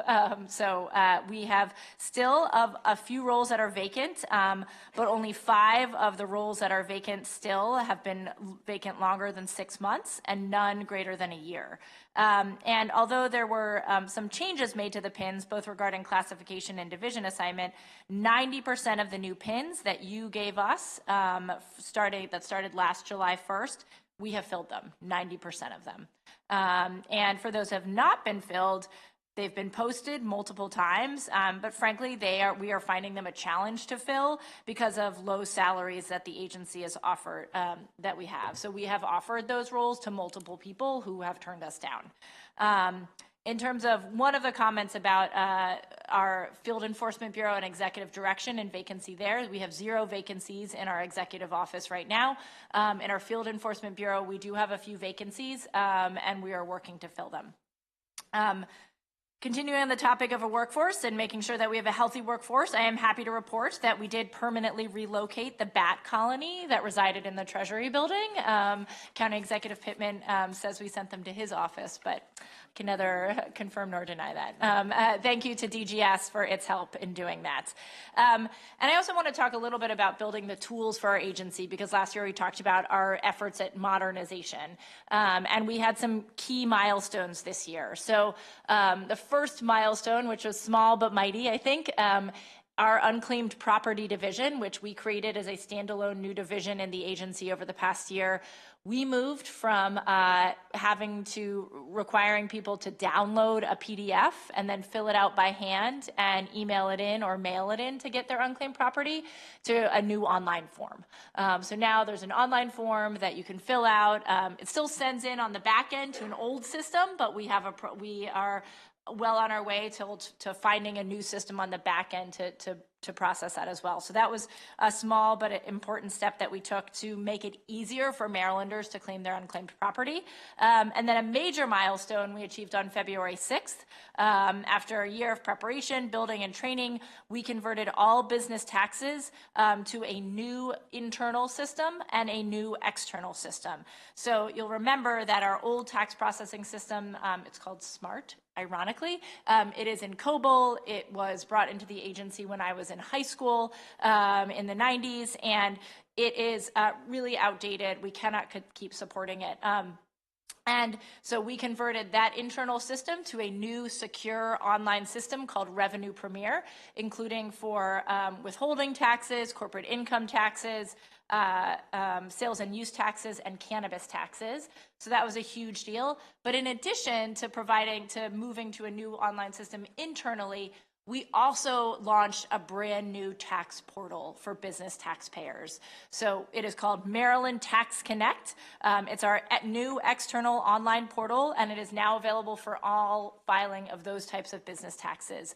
Our goal is to roll that out, both the internal system and the external portal, for all tax types, including personal income tax, pass-through entity taxes, by the end of 2025. This is the largest new IT system release the state has implemented in many years. I will note that from tax year 2023, just to give you the scale, we converted 673,408 business entities from our legacy mainframe system.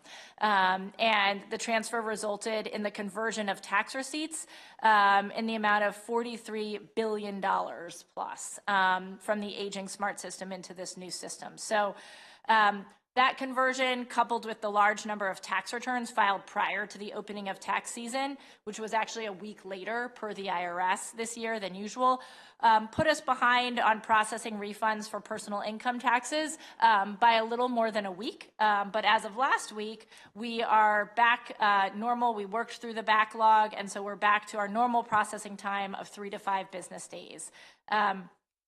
I will say we do not have enough staff to address all of the phone calls and the emails that we are receiving, and that's something that I would love to chat with you about during the interim because our call volume is consistently increasing. We run our own internal call centers, and although we are bringing in a new CRM, a constituent relation management system that we hope will help, we, with ever-increasing complexity of taxes, people have more questions. And so we are not able to keep up with that right now. So I'm really proud of the team and all that we've accomplished in 1 year, but we know that there is still quite a bit of work to do. I also want to report back on what we did with the $5.3 million that you provided to us last year. That technology funding was it was absolutely essential, and so thank you again. I'm happy to go into detail on any of these projects, but for the sake of time, I'll just quickly list some of the projects and procurements that we have underway since that money became available July 1st. Like I said, a modern customer relation management system, an OpenGov contract management system so we can track our contracts to make sure our contractors are working with us and staying on time and on budget. We're also leveraging that for current and potentially future transparency needs around data and dashboarding. We have also focused on data security, implementing a Tanium endpoint management suite to allow endpoint management, patching, and we're working on life safety upgrades, including cell coverage, CCTV enhancements, and related upgrades, including we are working with our CIO is working with your CIO at DLS to make sure that we have better cell coverage in all of these buildings around Annapolis. So thank you for that. Finally, I just want to chat briefly about some of our outstanding needs around technology. First, I will note that neither the Office of the Comptroller, the Attorney General, the Judiciary, all of which you heard today, none of us are part of something called the MITDP, which is the big pot of money that we set aside that do it overseas for technology projects. So several years ago, we took the General Assembly took those agencies out of the MITDP, which means that we cannot access that funding for technology projects anymore. And because of that, we need to come to you for a technology budget. There's no place else for us to go. And we have several technology needs, and in our request to your committee, to the governor in his supplemental, and to the Senate, we did request an additional $5 million for technology needs. Those needs are all based around revenue generation, IRS compliance, and office efficiency. So the first, I'll note those 28 pins that Ms. Tapia noted are really designed around closing the tax gap. And if you'll look at one of the handouts in your folder, you will see a handout with a plan for helping Maryland to close the tax gap. That is, bring in additional revenue from taxes that you have already covered. So it should be in your little manila folder. That part of the plan is that we desperately needed to increase the number of pins that we have in our compliance and hearings and appeals section. Delegate Stanko, last year you brought up the challenge that we have in our appeals section of moving cases through. We inherited a backlog of 5,000 cases. And what that means is that even if you've been assessed and told that you owe money, you can appeal that and you're not paying it because we can't work you through the appeals process. And that was because we needed more attorneys to work in our appeals section.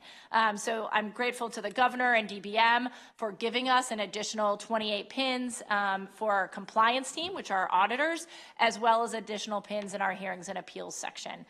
You'll note on that sheet, you'll see just how our compliance PIN numbers stack up against some other states that are our size. I mean, we are, less than half in terms of most of the PINs. The second piece, but the second piece of revenue generation is technology. Part of our request for additional technology funding is to generate the leads for these new auditors. So to maximize revenue generation from the state, we need the combination of people and technology so we can find and capture the money that's rightfully owed to the state. So this is collecting on money people are trying to hide or underreport, which we continue to see new and creative ways that people are doing that. So one example, this year, we entered into a small pilot program with a company that uses publicly available data to find hidden or unreported income from places like short-term rentals, NFTs, or social media influencers. In this limited proof of concept pilot, in which we invested less than 6 figures, we've already identified more than $3 million in unreported income. So what we'd like to do is now issue a full RFP for that type of work, to do that type of work. If we don't have a technology budget, we cannot issue an RFP. That's just one example of the kind of work that we can do. We also need to maintain our IRS compliance. Every 3 years, we're audited by the IRS for our work. There are some things that are critical to stay in compliance with IRS requirements, and that takes funding for really exciting things like core switches and firewalls and edge switches that most of us will never know exist, but that are essential to maintain so that we can maintain our data sharing agreement with the IRS. Our data sharing agreement with the IRS allows us to generate between $450 and $500 million in compliance revenue each year. So if we fall out of compliance with our data sharing agreement with the IRS, we risk losing access to all of those leads. So not funding these technology means that we are putting at risk $450 to $500 million a year. And then finally, the final part of our ask is just things to address, include improving business processes by creating robotic process automation, which frees staff time to focus on more complex asks. That is a revenue generator and a time saver. So overall, I just want to note how honored I am to lead this agency. I have here with me today our Chief Deputy Comptroller, Andy Shuffle, our Chief of Staff, Rihanna Matthews-Brown. Together, we love working with all of you and look forward to continuing to lead this agency to stronger times. So thank you so much, and I welcome your questions. Thank you so much for the thorough update. There was so much more I could have said. No, just kidding. And we appreciate the shiny, leaflets. Questions, colleagues? I see Delegate Stanko first. First off, I want to start with commending you. My world outside of my day job here, or this job, is overlaps a lot with the world of tax and audit. So I work with a lot of the people that your office works with. And I've seen you out from a community perspective more than I think any other person in government in the state. So I think that has been really valuable, and your, for lack of a better term, stump speech, what you all are working on, has been really consistently communicated across that group of people, right? So just wanted to start there. Thanks. The questions I have are pretty technical in nature, Sure. and I think they may be answered by the technology increase, but these came from the accounting world, some specifics. So Sure. One of the issues I've heard a lot about, and I assume this is a technical issue, so it predates you, I think, is when an individual is filing a business tax return on 11/20 and the payment goes to their K-1, right? It's not speaking to their personal tax return. And so what's happening is they on the 1040, they're getting a notice from the auditors to say, hey, we need, you owe us this money, and it's already been paid on the business side. So that has come up a lot, and so I just wanted to give you a heads up. It sounds like you already know that. I guess Do you want me to comment? Yeah, it was just Okay, a question sure. on that would be, Yep. since it's aware, is there any way that, is there any process that can be put in place to say, hey, we know this is what the situation is, we can bypass going through 5 layers of people to confirm it's that? Yeah, I'm happy to talk a little bit and then turn it over to Andy as well. So this is a pre-existing problem, but it really was a problem. So this has to do with folks who file using a pass-through entity and instead of through their personal. So what we have done, we've been trying to communicate much more, first of all, with the tax preparer world to make sure that they know what they can do to make our job easier so that we can process things more quickly. One of those is to file online and to pay online. We also changed how we were processing it. We used to require a K-1, and then we realized this year we sort of looked back, Andy and his team, and saw, we can gather a lot of the data we need even if there isn't a K-1. And so we can do it even if they haven't filed the K-1. So we've dug out of a lot of the older requests. But you're right. What happens then is that if we don't catch up, then our compliance team sends out a notice and says, hey, you haven't paid this. So we've been trying to stop that. The ultimate solution is when we move to our new online system. Okay. It will take care of that. Great. But in the, between now and then, we want to make it as we want to streamline it as much as possible so we don't have to keep dealing with this and practitioners don't have to keep dealing with this. Last year, you all gave us an additional few pins for our revenue administration division, and those pins all went to people working on this issue as well. Great. So I'll turn it over to Andy to talk a little bit about that. Yeah, I think you represented it very well. I'll just call out some stats. This was first really effective for tax years 20 and 21, and it was passed during that shortened COVID session. So the implementation did not get off on solid footing in the agency, which makes fixing it a little bit more challenging. The average days to process those claims was around 100 days for those first 2 years. We're now down to under 30. So we've made tremendous progress for all of the reasons the comptroller said, and we're continuing to move forward and make more progress this year. So we're on the right track. We know we've still got some issues, but we've got a great partnership with the industry, and that's helping too, because there's some things on their end that are benefiting us as well. Great, thank you for that. That's so concise. I appreciate that, and I'll echo that message to those individuals too. The other question in the same lens, and it may be a technology issue as well, but I think it's the new technology, as I understood it, is the new technology is requiring estimated payments in Q1, and you don't know what your Q4 taxable amounts are going to be. Oh, and yes. So you have this issue where So this is so we made this change last year. This again is about the PTEs. We required, if you're going to file as a PTE, that you let us know that on your first filing. So there's a box that says, right, if you plan to do this, you have to tell us now. That is actually, it was really in response to community concern about how long it was taking us to process, and is in line with what other states do and the federal government in terms of electability of these types of taxes. So we we have been working through this with a number of tax practitioners, and actually yesterday, and we'll send you the letter, we sent out a letter to the Maryland Association of CPAs, the MSATP, tax preparers, as well as others, letting them know that for this year, because it's new, we'll forgive it and we'll allow people, we'll waive the requirement. I'll note that over 80% of tax preparers did it the right way. Like they elected in the first one to do it. But for those who didn't, of course, it can have a huge ramification on their clients. And I understand that. So we're really trying, in the spirit of partnership, to work with the MACPA, to work with tax preparers to say, okay, we get it. This was new this year, so we're going to waive the requirement for this year. But we really need you to do it for tax year 2024. It's just on that first form to elect that you're going to pay that way. Gotcha. Okay, thank you. Yep. No problem. Colleagues, any of you all have a question? Delegate Spiegel. Thank you, Mr. Chair. Madam Comptroller, great to see you again as always. Thanks to you and your entire team. Our budget discussion, understandably, centers a lot around traditional services of your office, tax processing, collection, and technology, as we've been discussing today. But I also wanted to take a moment to salute your commitment to using your office to address systemic barriers to access and opportunity throughout the state. And this is something you and I, of course, have discussed a number of times over the years.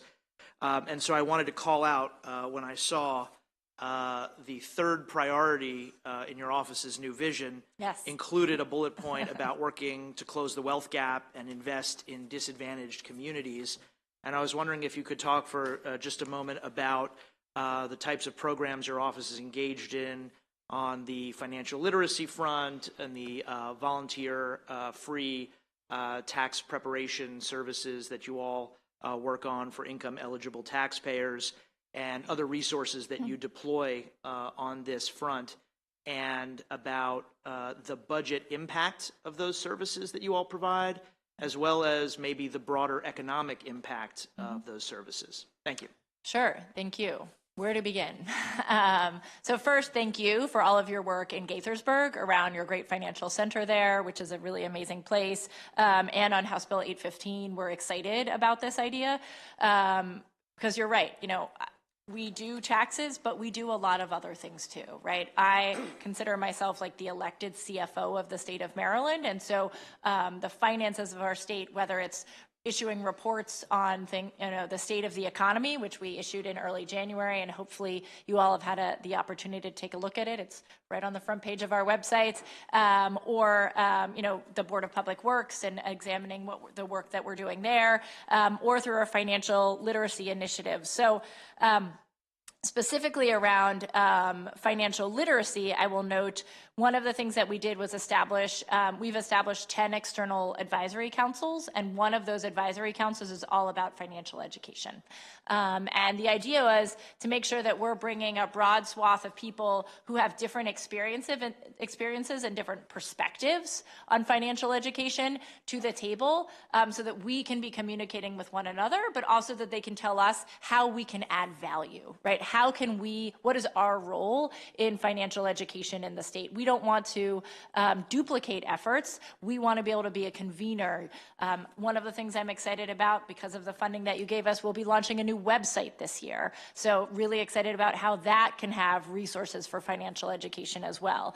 And, love the idea of making sure we have 11 offices around the state. So would love, for those to be hubs, not just for getting your taxes filled out, but also on learning when you're there about financial education and how to save and what potential tax credits there are out there, other options, how to budget.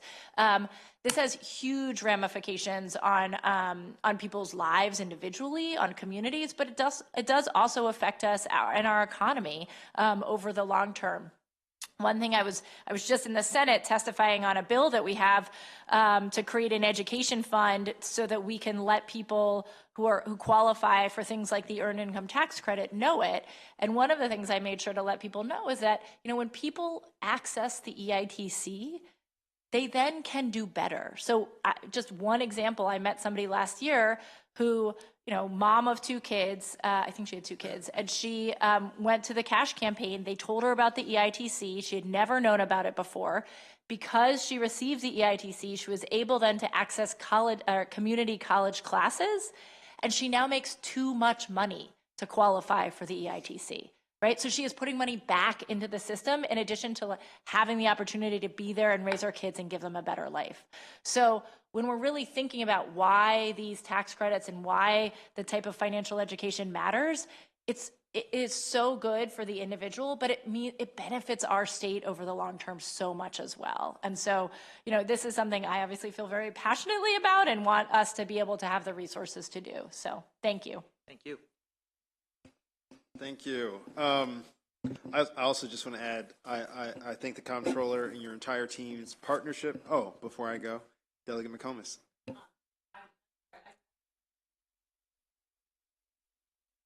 Sure.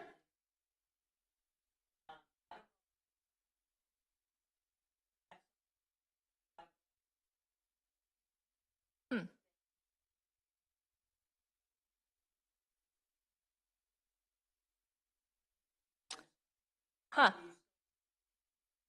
I don't know what the number is, but why don't we connect, and I'm happy to connect with that person to figure out what's going on. Yep. You find your claim number. Yep, and then you enter your claim number. Yes, so you do need your claim number. Well, there's no claim number for this person. But they know they have unclaimed property? Yep. Okay, but it's not coming up on the website? Nope. So that means probably that whoever has the property yet, whether it's a bank or some other business, hasn't remitted it to us yet. Oh, no, they did. So. Okay, well, we can look into it. All right. Yep. It sounds like a prime thing for an offline follow-up. Okay, Yeah. the other question, oh Lord, I forgot what it was. The other question is okay, offline, all right. It's fine. We're happy to talk to you, Delegate McComas. Okay. Yeah, sorry, I don't mean to limit discussion. It just seems like this You could have be a very lot more. specific, You have a lot more to and do. we have some people waiting on us too. Yeah, okay, got it. We'll follow up. No Thank problem. you. Before I let you go, I just wanted to say that really appreciate how fast you guys turned around the union dues tax credit. I think that's put money into working people's pockets. We appreciate your partnership there. Of course, a personal project of me, the chair, of course, is diverse asset managers, Yep. and you being a champion there is much appreciated because most diverse state on the Eastern Seaboard. Yep. The least we can do is make sure, the money that's being managed by our state are in diverse hands, and that patient capital works its way through our communities. So I'm going to ask you the same question I asked the Attorney General on artificial intelligence. Yep. I don't know if that's how we're identifying these leads, but I just wonder if you could opine No, on it's that. a great question. So we are very eager and interested in AI. I reached out to the Federation of Tax Administrators, which is the raucous new group of people I get to hang out with on a regular. You guys have NCSL. I have the Federation of Tax Administrators. So we, most of whom are not elected, and so they view me as this unicorn. But I reached out to them mid-year last year and asked them to set up a work group on AI for all tax administration, and so they launched it this January. So we are going to be working with FTA on that. We also have many ideas for how we could use AI. Some of it centers around fraud. So I didn't get to talk too much about this, but we have a nationally recognized fraud detection program in the Office of the Comptroller. And we are eager to be able to continue to do that work. And we know that AI presents both a challenge and an opportunity, because there will be people who use AI to commit fraud, but we can also use AI to detect fraud. And so we have to stay on the cutting edge of that so that we're able to keep being this national leader in fraud detection. We're also excited to share what we've learned with other agencies. And we just had DoIT visit the other day, and they want us to start working with DOL more on fraud detection. So, we're excited to work on the fraud space. There's other areas as well. I think there's great opportunity in sort of it's a kind of AI, but it's called robotic processing. And you create these little RPAs to do work that's rote. And that just runs through a process over and over again so that people can do the more complex work. So actually, one of the things we'd like to do is create an RPA with some of the technology dollars. So these are things that people still have to be involved in, but helps to make sure that people are focusing on complex tasks. So there's a lot that we can do around AI that I'm excited about, but we have to be careful too. First, congratulations on the nationally recognized program. We should be talking about that a lot more. And, one, I appreciate the transparency and how you guys are going forward in looking into AI, and that it can be used as a tool to help enhance our capacity. The last thing I was just going to say is, obviously the big issue I think of not just this year, but this term for us is revenues broadly. Yep. And the more we give you the resources to track down money that we are already owed, Yes. then we don't have to have conversations around new taxes, right? Because we can fund things with what's already on the books that we don't have. So we have every reason to support you in pursuing, particularly those $4 billion. I think, we're trying to fund an education system. There's a gap around that same amount of money. Just saying. And we, we have a very solid ROI when you give us money and technology to do things. So thank you so much for all of your partnership and leadership. We appreciate it. Thank you so much. Y'all have a great day. Thanks. All right, now we're going to move on to the state police. We're going to bring up Madeline Miller for her DLS analysis, and then Mr. Secretary will bring you and your team to testify. Thank you all for your patience. Thank you. Good afternoon. My name is Madeline Miller, and today I will be presenting the DLS analysis of the Department of the State Police. This department's budget grows by $40.4 million to $615.3 million in fiscal 2025, Most of that growth, over 85%, can be attributed to personnel salary enhancements and the addition of 34 positions. A discussion of the department's managing for results data appears beginning on page 3. The FBI now collects data using the National Incident-Based Reporting System, or NIBRS. Jurisdictions in Maryland use a combination of NIBRS and the previous system, known as the Summary Reporting System, to submit information to the department. The FBI published the last year of data using the Summary Reporting System methodology in calendar 2020. For calendar 21 and 22, the FBI prepared an estimate of the SRS data set, to which Maryland's SRS Part 1 crime rates are compared in Exhibit 1 on page 4. Part 1 crimes include murder, rape, aggravated assault, robbery, burglary, larceny, motor vehicle theft, and arson, although I'll note that the Exhibit 1 excludes arson for Maryland in the national data.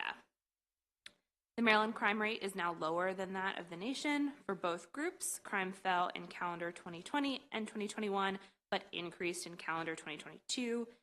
In 2022, the national rate was estimated by the FBI to be 2,335 offenses per 100,000 people, while the Maryland rate was 2,069 offenses per 100,000.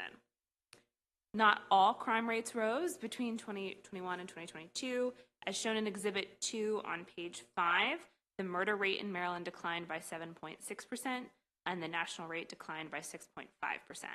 Maryland's murder rate remains higher. Moving to item 2, traffic fatalities. As a full-service law enforcement agency, traffic enforcement remains a chief responsibility of the department. Between calendar 2019 and 2020, the number of annual vehicle miles traveled fell by 15.9%, while traffic fatalities rose by 7.1% from 535 to 573. As shown in Exhibit 3 on page 6, the traffic fatality rate per 100 million vehicle miles traveled increased by 27.4% in that period. The fatality rate fell in 2021 and 2022 to 0.993 fatalities per 100 million vehicle miles traveled. The department's managing for results data does not predict the fatalities for calendar 23, though it does estimate that vehicle miles traveled will increase by 2.9%. The Maryland Department of Transportation, however, estimates that the number of traffic fatalities in calendar 23 was 605. The increase in the number of fatalities is concerning. This level would represent a 7.3% increase over calendar 2022. Between calendar 2013 and 22, the average number of fatalities was approximately 525.7 per year, or 15.1% lower than calendar 23. Exhibit 4 details the number of arrests by state police and other law enforcement agencies, along with the number of impairment-related fatal collisions per 100 million vehicle miles traveled since calendar 2018. There are fewer impairment-related fatal collisions than there were during the pandemic, even as overall vehicle miles traveled recovers. From 21 to 22, the number decreased 29.2% from 187 to 131. In calendar 23 estimated data, DUI arrests increased 12.6% and impairment-related fatal collisions continued to fall 23.7%. The third item appears on page 8.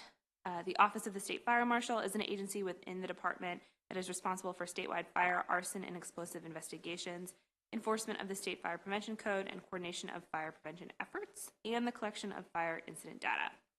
Exhibit 5 on lower down on the page presents data on the number of fire prevention inspections and re-inspections conducted by OSFM each year, as well as the rate of fire-related deaths that occur per 100,000 people.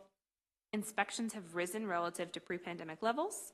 Compared with the number of inspections in calendar 2019, inspections in calendar 2023 increased by 19%. However, the rate of fire-related deaths has increased from 1.17 in 2018 to 1.23 with calendar 2023 estimates. Moving now to a discussion of the department's budget. The allowance includes $615.3 million, as shown in a pie chart at the bottom of page 9. That's Exhibit 6. Personnel costs represent 81.2% of expenditures throughout the department.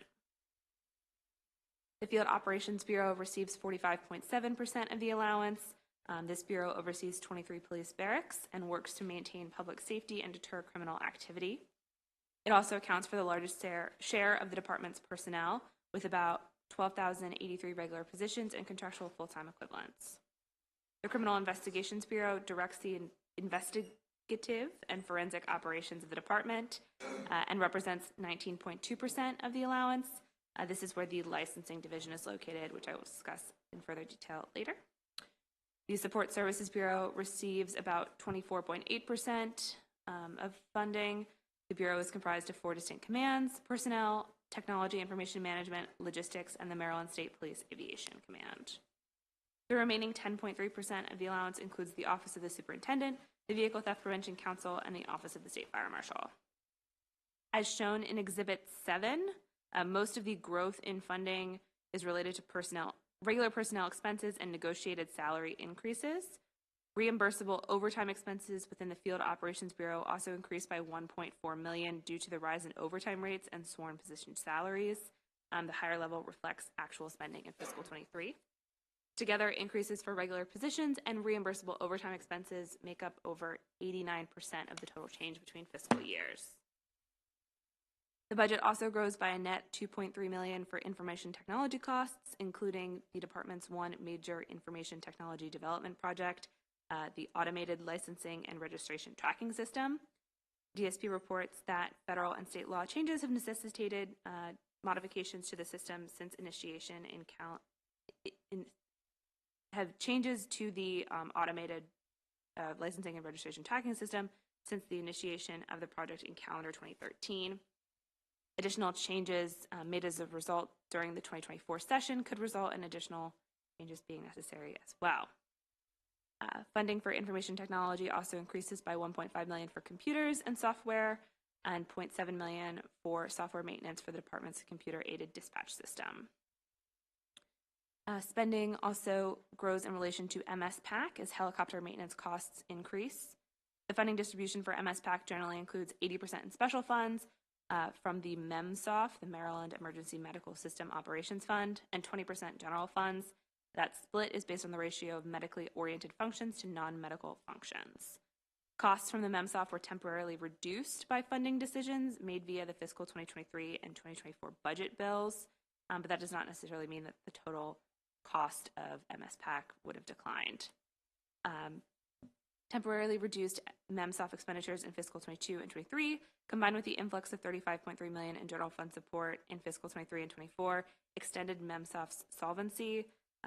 DLS and DBM anticipate that MEMSOF will become insolvent in fiscal 26, and additional discussion of that fund can be found in the MEMSOF budget overview. One grant the department has, or one grant program the department has, is the Vehicle Theft Prevention Council.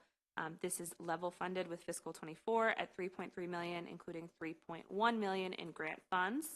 In both fiscal 24 and 25, $1.3 million was provided to begin new programs to combat carjackings in addition to car thefts in the appropriation.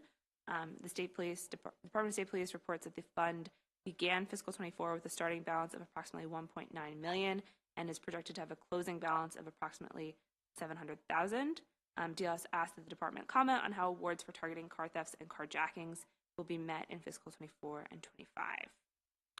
As introduced, the fiscal 25 allowance also includes approximately $114,000 in general funds for the supplemental retirement account match. Because funds for this purpose are budgeted in DBM, DLS recommends the deletion of these funds. A discussion of the department's personnel complement begins on page 14. The allowance includes an increase of 34 positions for the department, including 6 emergency dispatcher positions for the Helicopter Communications Center and 28 civilian administrative specialist positions to support the operations of the licensing division. More information on the licensing division positions is discussed in issue 2. Funding for the 34 new positions does not reflect the standard 25% turnover rate that is typically applied to account for time to hire new staff. DLS recommends increasing the turnover expectancy for the 34 positions to 25%. During the 2023 session, the Senate Budget and Taxation Committee, the Senate Executive Nominations Committee, and the House Appropriations Committee were concerned with the need for improvements in the personnel practices and policies within the department. Funds were restricted pending the submission of 2 progress reports on the department's efforts to achieve its stated goals relating to potential opportunities for such improvements. The department reports, or based on the 2 submitted reports from the interim, the department reports that applicant processing time decreased following the implementation of recruitment and selection dashboards. The department reported an average applicant processing time of 9 to 12 months and aims to reduce the processing time to an average of 2 to 4 months. Also, in response to its stated goals, in November 2023, the department launched its Foundational Stakeholder Project, which is an effort to gather feedback from frontline employees of the department regarding recruiting, performance, promotions, transfers, and improving state police operations, including how to increase employee morale and retention. The department should comment on the results of the Foundational Stakeholder Project and its plans for what it will be launching, the Performance Perspectives Program.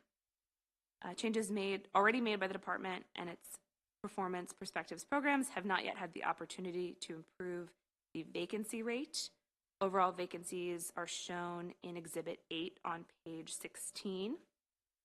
As of January 2024, the department had 307 vacant positions, which is approximately 12.1% of total regular positions. This is an increase from a year ago when the vacancy rate was approximately 11.1%. 43% of vacancies have been vacant for over a year. Between fiscal 2018 and 23, the department operated with an average of 10.7 of its sworn and civilian positions vacant, as shown in Exhibit 9 on page 17. The vacancy rate for civilian positions is rising as the department gains new civilian positions, however.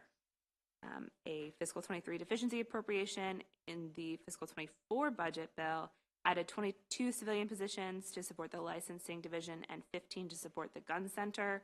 And since fiscal 2018, the number of authorized civilian positions has increased 19.4%. The issue section begins on page 18. During the 2021 session, the General Assembly expressed concern with allegations of racial insensitivity and a lack of diversity among DSP workforce. The department was directed to convene a diversity study group to develop an action plan to address these concerns, containing specific and measurable goals, and to submit the action plan to the General Assembly. Additional information was requested in the 2022 and 2023 Joint Chairman's reports. Summary information related to workforce diversity is shown in Exhibit 10 on page 18. One of the actions that the department planned to take under its action plan was to enter into an interagency agreement with Morgan State University. That agreement began in 2022 and concluded in June of 2023 after MSU issued its findings. To conduct that study, MSU moderated focus groups discussions in 2 phases, one with employees of the department and a second with community members. Researchers identified several themes and findings throughout this process for the department to review and improve workplace culture, policies, and operational procedures. The recommendations that resulted from the thematic analysis are summarized in Exhibit 11 on page 19. In response to the findings presented, the department stated that it plans to examine the recommendations identified by employee focus group participants as it analyzes existing policies. It also envisions a second phase of the workforce assessment study, and DLS asked that the department comment on its vision for the second phase of the workforce assessment and provide a timeline for that assessment. The second issue relates to the licensing division. Law changes at the federal and state level have resulted in the division requiring additional IT investment. There's been a surge in overtime usage and the addition of positions to support its operations. The number of applications for handgun permits increased dramatically in calendar 2022, and remained elevated in 2023, as shown in Exhibit 12 on page 20. Other application caseloads for the division have also increased over the past decade, including for handgun qualification licenses. Those HQLs expire 10 years from the date of issuance and may be renewed. Now that they are entering a period where they can be renewed, the licensing division must respond to those who are renewing their licenses in addition to all the new applicants. The number of handgun qualification license applications are shown in Exhibit 13 on page 21. Applications average approximately 21,700 per year between calendar 2014 2014 and 2019. Between calendar 2020 and November 2023, there were approximately 50,150 applications per year. As requested through committee narrative in last year's JCR, the department posted information to its website quarterly with the number of applications it receives per quarter and the number of processing days that are required for each type. As this information is useful for understanding the needs of the division and how they may change over time, DLS recommends adopting committee narrative, request that the quarterly reports continue and be shared with the budget committees. Because the public safety article establishes various requirements related to how quickly division must turn around an application, the division has required additional personnel. The addition of 28 positions in fiscal 25 will bring its total to 152. Overtime usage for processing applications of all types is shown in Exhibit 14. In the first 4 months of fiscal 2024, total overtime per month remains 7.8% higher compared with fiscal 2022. The third issue relates to the Gun Center, which was established by Chapter 142 of 2022. Law enforcement agencies must report information to the center. The center must coordinate with the department and over 160 law enforcement agencies to screen and vet all firearm crimes, and the center must assist with enforcement and violation reduction efforts. Between fiscal 2024 and 25, funding for the Gun Center increases by $2.1 million, largely related to the number of positions. Of the 19 positions in the working appropriation, 14 are vacant as of the end of January 24. Calls for service were also expected to more than double in fiscal 23 compared with fiscal 2021 under the legislation. However, that increased workload has yet to materialize. Given that the growth in cases is currently so low, it's possible that not all law enforcement agencies are reporting information to the center as required. DSP does not yet report any MFR data associated with the Gun Center's operations, but it will need a database system in order to have an accurate means of tracking its data. Between fiscal 24 and 25, $2.6 million is included in the budget for the database development. This will enhance data reporting, support the tracking of cases throughout the judicial process, identify repeat offenders, and enable better coordination with the licensing division. DLS asked that the department comment on how vacancies associated with the Gun Center may be impacting its operations and on the progress that has been made in acquiring or developing the database system. The fourth issue relates to the NIBRS transition, which I mentioned previously. Because numerous reporting agencies remain non-compliant with the new federal reporting system, the department requires additional time after November 1st to process and compile data each year. Approximately 27 contributors in Maryland are not yet compliant with the federal system. Of those 27 contributors, 15 have not begun testing a new data submission system with the department.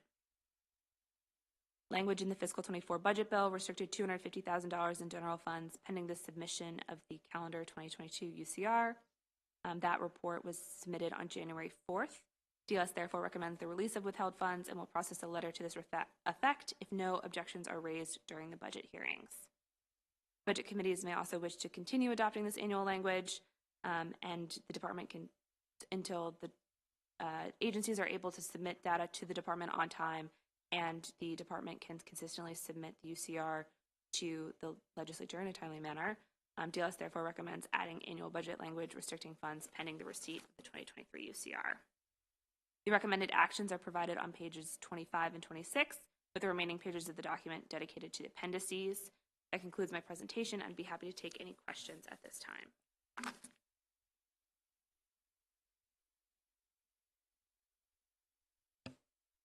Thank you, Madeline. Colleagues, any questions for DLS?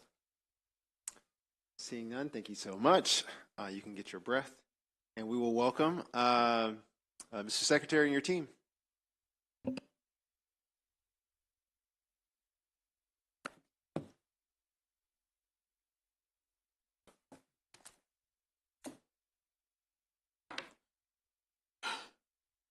Good afternoon, Chairman Lewis, Vice Chair Ivey, and members of the committee. I'm Colonel Roland L. Butler, Jr., Secretary of the Maryland Department of State Police. I'm appearing before you today to respond to issues raised and recommendations outlined in the operating budget analysis prepared by DLS analyst Madeline Miller. Thank you, Madeline, for your thorough analysis and your professionalism. With me today is my Chief Financial Officer, Mr. John Wilhelm, Behind me are some of the department's senior leaders. I truly appreciate this opportunity to share some insights and to provide responses to your questions. The MDSP family dutifully upholds the charge given to us by the citizens of this state and the legislature of serving and protecting those who live, work, and visit the great state of Maryland. I am honored to be a member of this family. As I get close to the one-year mark serving in this role, I find the view from this vantage point unique. From day one, focus has been on our family and those who may potentially join us. Similar to moving into a new home, policies, procedures, and systems are reviewed, and then we make adjustments and refinements as necessary. We're doing exactly that at the MDSP. You may not always hear about the good that our organization does, but I can assure you we're committed to the tenets of 21st century policing to include building trust and legitimacy with all of our stakeholders. In January, the department announced the results of an annual assessment of best practices conducted by the Commission on Accreditation for Law Enforcement Agencies, better known as CALEA. Notable strengths in the CALEA assessment highlighted the guidelines and procedures related to complaints received by the Internal Affairs Division and the Office of Diversity, Equity, and Inclusion. The CALEA findings acknowledge the Maryland Department of State Police uses well-considered written directives to establish administrative and operational work processes to meet accreditation standards and serve the community's needs. MDSP continues to self-assess and will make changes as needed in order to improve both the service to our community and also the environment for our personnel. Refining our management and investment strategies to advance our agency's mission were highlighted in the DLS analysis. While our work is far from over, MDSP has made significant efforts to better our capabilities to serve. While it is important to summarize the great work our team has been doing, we're proud to share certain milestones, such as streamlined application process for both sworn and civilian applicants, attending almost 150 recruiting events to include at HBCUs and military sites, increased community engagement efforts, EEOC training for senior leaders, managers, and supervisors, our Performance Perspectives Program, better known as P3 program, to assess the concerns of the MDSP family, that's both sworn and civilian, ensuring that 2/3 of our captains and above have completed International Association Chiefs of Police leadership training, and finally, a decrease in grievances from our uniformed staff when compared to previous years. We're extremely proud of our most recent Black History Month program, where over 100 guests attended, and where almost 70% rated the event as a 10 out of 10 on the end survey. We're also proud to share we recently held 2 virtual roundtables focusing on women in the workplace, where just under 100 employees participated in both sessions, total in both of those sessions. Our written testimony provides more specifics and our concurrence with 2 of the DLS recommendations.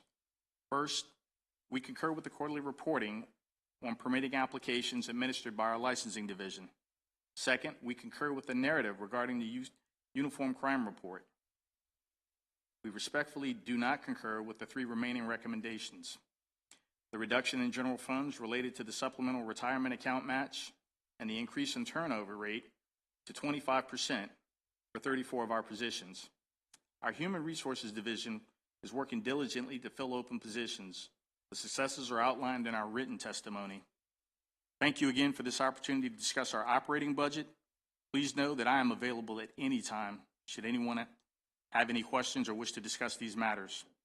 Sir, my team and I are happy to answer any questions that you or the committee members may have. Thank you. Thank you so much for your service and for your team here, and of course also for your patience. Obviously, we've been here a little while. You guys haven't been shifting your seats or anything, so I appreciate that. Colleagues, I know there's a question from the Vice Chair. I'll get to the other ones once he's done. Mr. Vice Chair, you can begin when you're ready.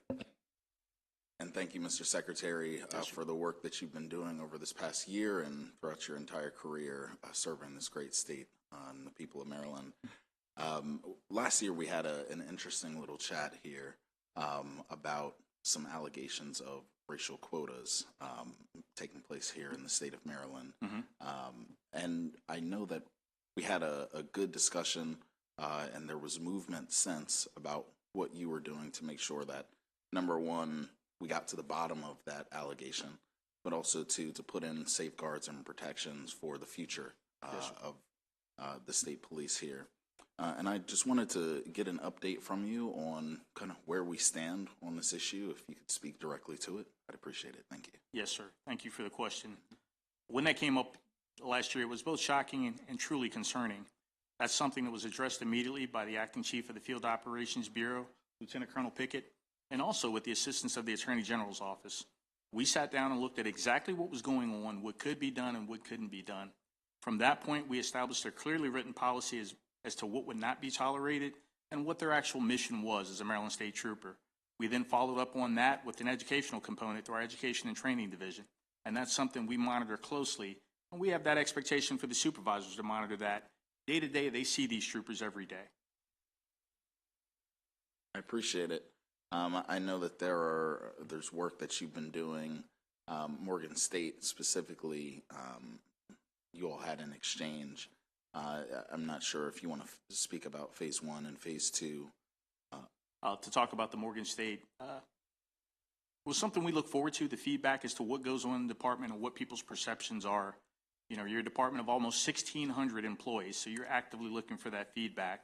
To find out that only 40 people, which represents about 2.5% of our workforce, participated was truly concerning, especially with the expenditure. This carried a serious fiscal impact to the department.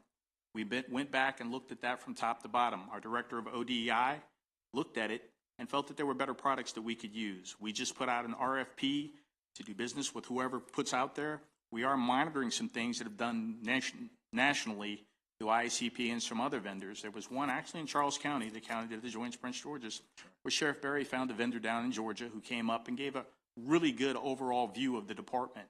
The biggest thing is participation. I think there was some concerns about communications within there, and also the party that did the assessment, there were some concerns about things that had been posted on social media. So it's one of those things, we're actively looking to what's going on in the department. One of the things we did, the P3 program kind of builds on what we thought we were missing with the Morgan State study. The P3 program is starting not only from the bottom up, but we're also going to keep that going and create a synergy where each group, be it a trooper, a mid-level supervisor, a senior supervisor, will then host their own group to make sure that we find out what the concerns are, both sworn and civilian, and that keeps coming up all the way to me, where my executive staff can look at what's best for the department, what's best for the people of Maryland, and make those moves without hesitation. And as you know, when people bring things to you, just like your constituents, it's easier for them to buy in when they know it's one of their concerns. Absolutely. Well, sir, I really appreciate your transparency and your willingness to show up. You've been in Prince George's plenty, making sure that the people understand the work that you do and that you're available as a resource. So I really appreciate it, and thank you, Mr. Chairman. Of course. Other questions from the committee members? I have a brief one. It's tied to the uniform crime report. And hopefully, if you don't remember this offhand, it's no worries. You can follow up afterwards, or maybe instruct me in my office on how we can find out. So there's been a lot of conversation, of course, both this session and the media on juvenile crime. And you all kind of aggregate all the data that's coming from all the police departments. And frankly, I hear conflicting information on how juvenile crime is actually down, but some extreme cases are up or whatnot. So I just want to know from the data you guys are able to aggregate, can you speak to, I understand that you all don't primarily do juvenile services or anything like that, right. But since you aggregate the data, can you speak authoritatively to what the data is as it relates to juveniles for us? That's something I'd rather get back to you to make sure we're 100% accurate. One of the things I can tell you, whether it's juvenile crime or adult crime, it's hard to get data sometimes. We heard in the analysis that some departments have moved to systems that don't aggregate that data for them properly, and they're having to do manual translations of that data to make sure they're covering the right points. So if you wouldn't mind, sir, I'll get back to you on that and provide you the answer you're looking for. I would appreciate that. Yes, and again, like I said, you guys are not responsible. I'm not trying to, but I think we are getting a number of questions in our subcommittee's standpoint on behalf of the broader legislation and things that's going on, and I'd like to be able to accurately update my colleagues. The last thing I want to say is that obviously the applications for people who want a firearm is going up. That was reported here in the data as well. And unfortunately, I had to step out, so I missed a piece of Madeline's update. But I know that is requiring a lot more time of you all. I just want to know if you could comment any more on, I guess, how much staff time is being pulled to this, any further resources you guys may need. As far as percentage numbers go, there is a dramatic increase in those looking for firearms and looking for us having to process those applications. It does require us to work 24 hours in some instances, with people working at off hours, so we have enough sites to process those applications. One of the unique things about that with the additional pins, we are trying to take employees that we hired in a temporary capacity, move them to contractual or full-time pins. One of the things you see, the requirements for a temporary employee versus a contractual versus a full-time employee, as you can imagine, they're dealing with some relatively sensitive data. Not everybody can make that hurdle. And once we find out that someone can't make that hurdle, we find ourselves in a position where we can't keep them as a temporary employee any longer. We're diligently doing our best to fill those pins. It's just tough. It's a tough job market. And as you can imagine, it only becomes even tougher when you're trying to look at sworn personnel, so we can take people out of the field to do the sworn person's job in evaluating those applications and create that backfill. In the DMV area, we're all fighting for the same small group of people. And all it takes is one nuance, some technological advancement, a newer car, and all of a sudden the applicants you thought you had, like we did a couple classes ago, we see two people go to adjoining jurisdictions. It's very tough, not only to staff sworn, but also civilian. The last question, I appreciate that response. The last question I had for you is actually focused on technology. Though not specifically on AI. I wasn't planning to ask you on AI, unless you plan to offer that up. No. Maybe I need to ask now.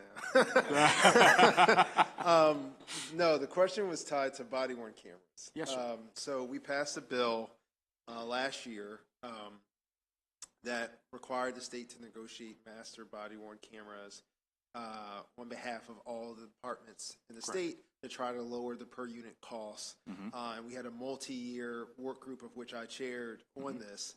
I was made aware that I guess the approach that has been in discussion between your department and DGS is almost kind of go with one vendor, whereas the bill essentially was planning to have a number of pre-approved vendors that their prices are already being lower. I just want to know, this is still ongoing. If you could speak to you guys' participation in the master contract or how things as it relates to the body-worn camera program. The state police does deal with one vendor.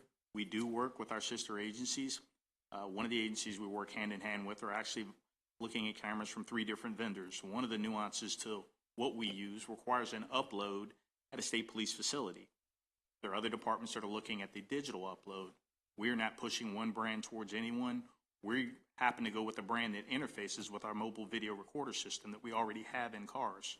So I'm not sure, where that's coming from with the DGS side. I'd be more than happy to reach out and talk with Secretary Chaudhry over there or Chief Wilson. But I think every department needs to do what's best for them. And if I take an example of a department that may concentrate on, say, wildlife or things like that, they may not have the ability to come to a state police facility to trigger that upload. It may be better for them to go to something that does the iCloud or the wireless upload. So, well, I would say ultimately the data storage is the more expensive piece. Correct. And understanding there's concerns around cloud and whatnot.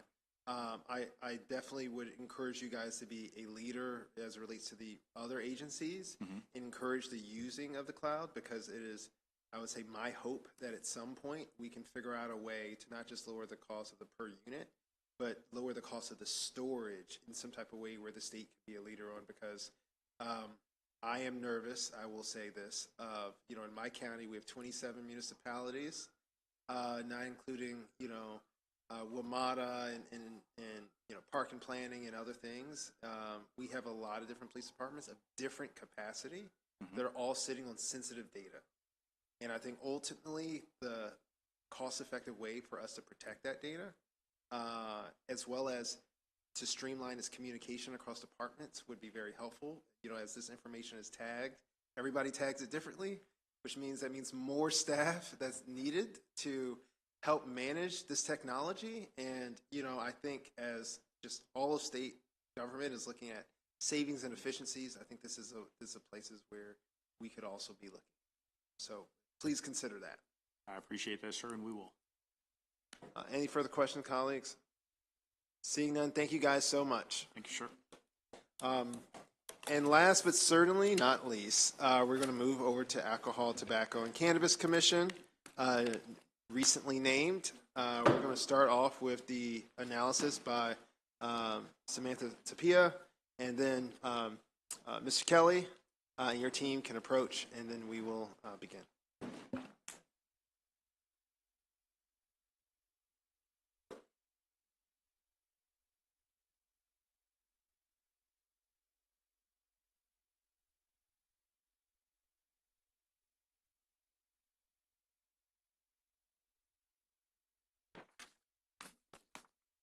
Thank you, Mr. Chair and members of the committee. Again, my name is Samantha Tapia with the Department of Legislative Services, presenting the fiscal 2025 operating budget analysis for the Alcohol, Tobacco, and Cannabis Commission. Looking on page one, and also on page 5 in more detail, the fiscal 2025 budget increases $1.2 million, or 11% over fiscal 2024 to $12.1 million. This is mostly from statewide cost allocations and $900,000 in general funds to develop an online licensing system. We also note that a fund swap of approximately $2.8 million in special funds for reimbursable funds is included in the budget as deficiency appropriation for fiscal 2024 to reflect the Memorandum of Understanding for collaborative work with the new Maryland Cannabis Administration. We did note that the reimbursable funds were double budgeted, and DBM has stated that they will be putting in a fix on that in a supplemental budget. An overview of the budget, Exhibit 1 on page 4, 63% of the budget, or $7.7 million, is for personnel, 22% or $2.6 million on contractual services, 7% or $886,000 on rent and utilities, and the remaining 8% on supplies, statewide cost allocations, and other operational costs. Looking at personnel on page 6, moving into fiscal 2025, ATCC retains 22 of the new positions that were budgeted for fiscal 2024 before arrangements were made for the formation of MCA per the Cannabis Reform Act. This includes 8 positions in the Executive Direction Program, subprogram, and 14 positions in the Field Operations Bureau. The vacancy rate was 13.3% as of the turn of the year, with 8 positions vacant. But ATCC has reported several new hires since that time. Looking at key observations, retail inspections on page 8, Exhibit 4 on page 8. In fiscal 2023, ATCC again exceeded their goals of inspecting at least 15% of licensed tobacco retailers, with 9% of alcohol and 9% of alcohol retailers, at 33% for tobacco and 22% for alcohol retailers. ATCC credits this to the addition of 11 new positions in fiscal 2023. Then looking at number of violations on page 9, with increased number of inspections came an increased number of violations found. Exhibit 5 on page 9 shows that while number of cigarette packs confiscated only marginally increased, other tobacco products confiscated increased 97% from fiscal 2022 to 2023. Then looking at Exhibit 6 on page 10, similarly, the number of alcohol violations was 90 in fiscal 2023, an increase of 96% from the fiscal 2022 6-year high of 46 violations. Finally, looking at MFR for cannabis-related enforcement on page 10, ATCC did add a new measure for the number of cannabis inspections for which there may be fiscal 2024 data in the fiscal 2026 MFR submission, but there are not yet measures for violations and confiscations. We've recommended adopting committee narrative requesting these new MFR measures be included in the fiscal 2026 MFR submission. But that is our only recommendation. Otherwise, we recommend concurring with governor's allowance. With that, I'm happy to take questions or move to agency testimony. Thank you. Any questions for Samantha? Seeing none, thank you so much. And we will welcome the ATCC. You guys can begin when you are ready. Thank you, Chair Lewis, Vice Chair Ivey, and members of the subcommittee. My name is Jeff Kelly, and I'm the lucky guy who has one of the best jobs in state government. I am the Executive Director of the Alcohol, Tobacco, and Cannabis Commission, and I'm joined today by our Director of Field Operations, Bill George, and our Director of Legal and Legislative, Tom Akris. Jeff Ann is our Assistant Director of Legal and Legislative, and Mike Wynn is our Communications Officer. And if you ask about AI, Mike's going to have to come up and help us out a little bit. I think he knows as much about that as any of us do, I think. Many thanks to Samantha and also our DBM budget analyst, Ann Davis. This is our first year of really from beginning to end acting as an independent agency. We went live as an independent agency in January of 2021 for 6 months, but we were still receiving a lot of essential services from the Office of the Comptroller, including HR and finance and the budget work and all of that. So they did everything for us. Last year, we received some help from the Comptroller and from the General Assembly by way of the Cannabis Reform Act, and we got some help there as well. But this year, we were on our own for our FY25 budget.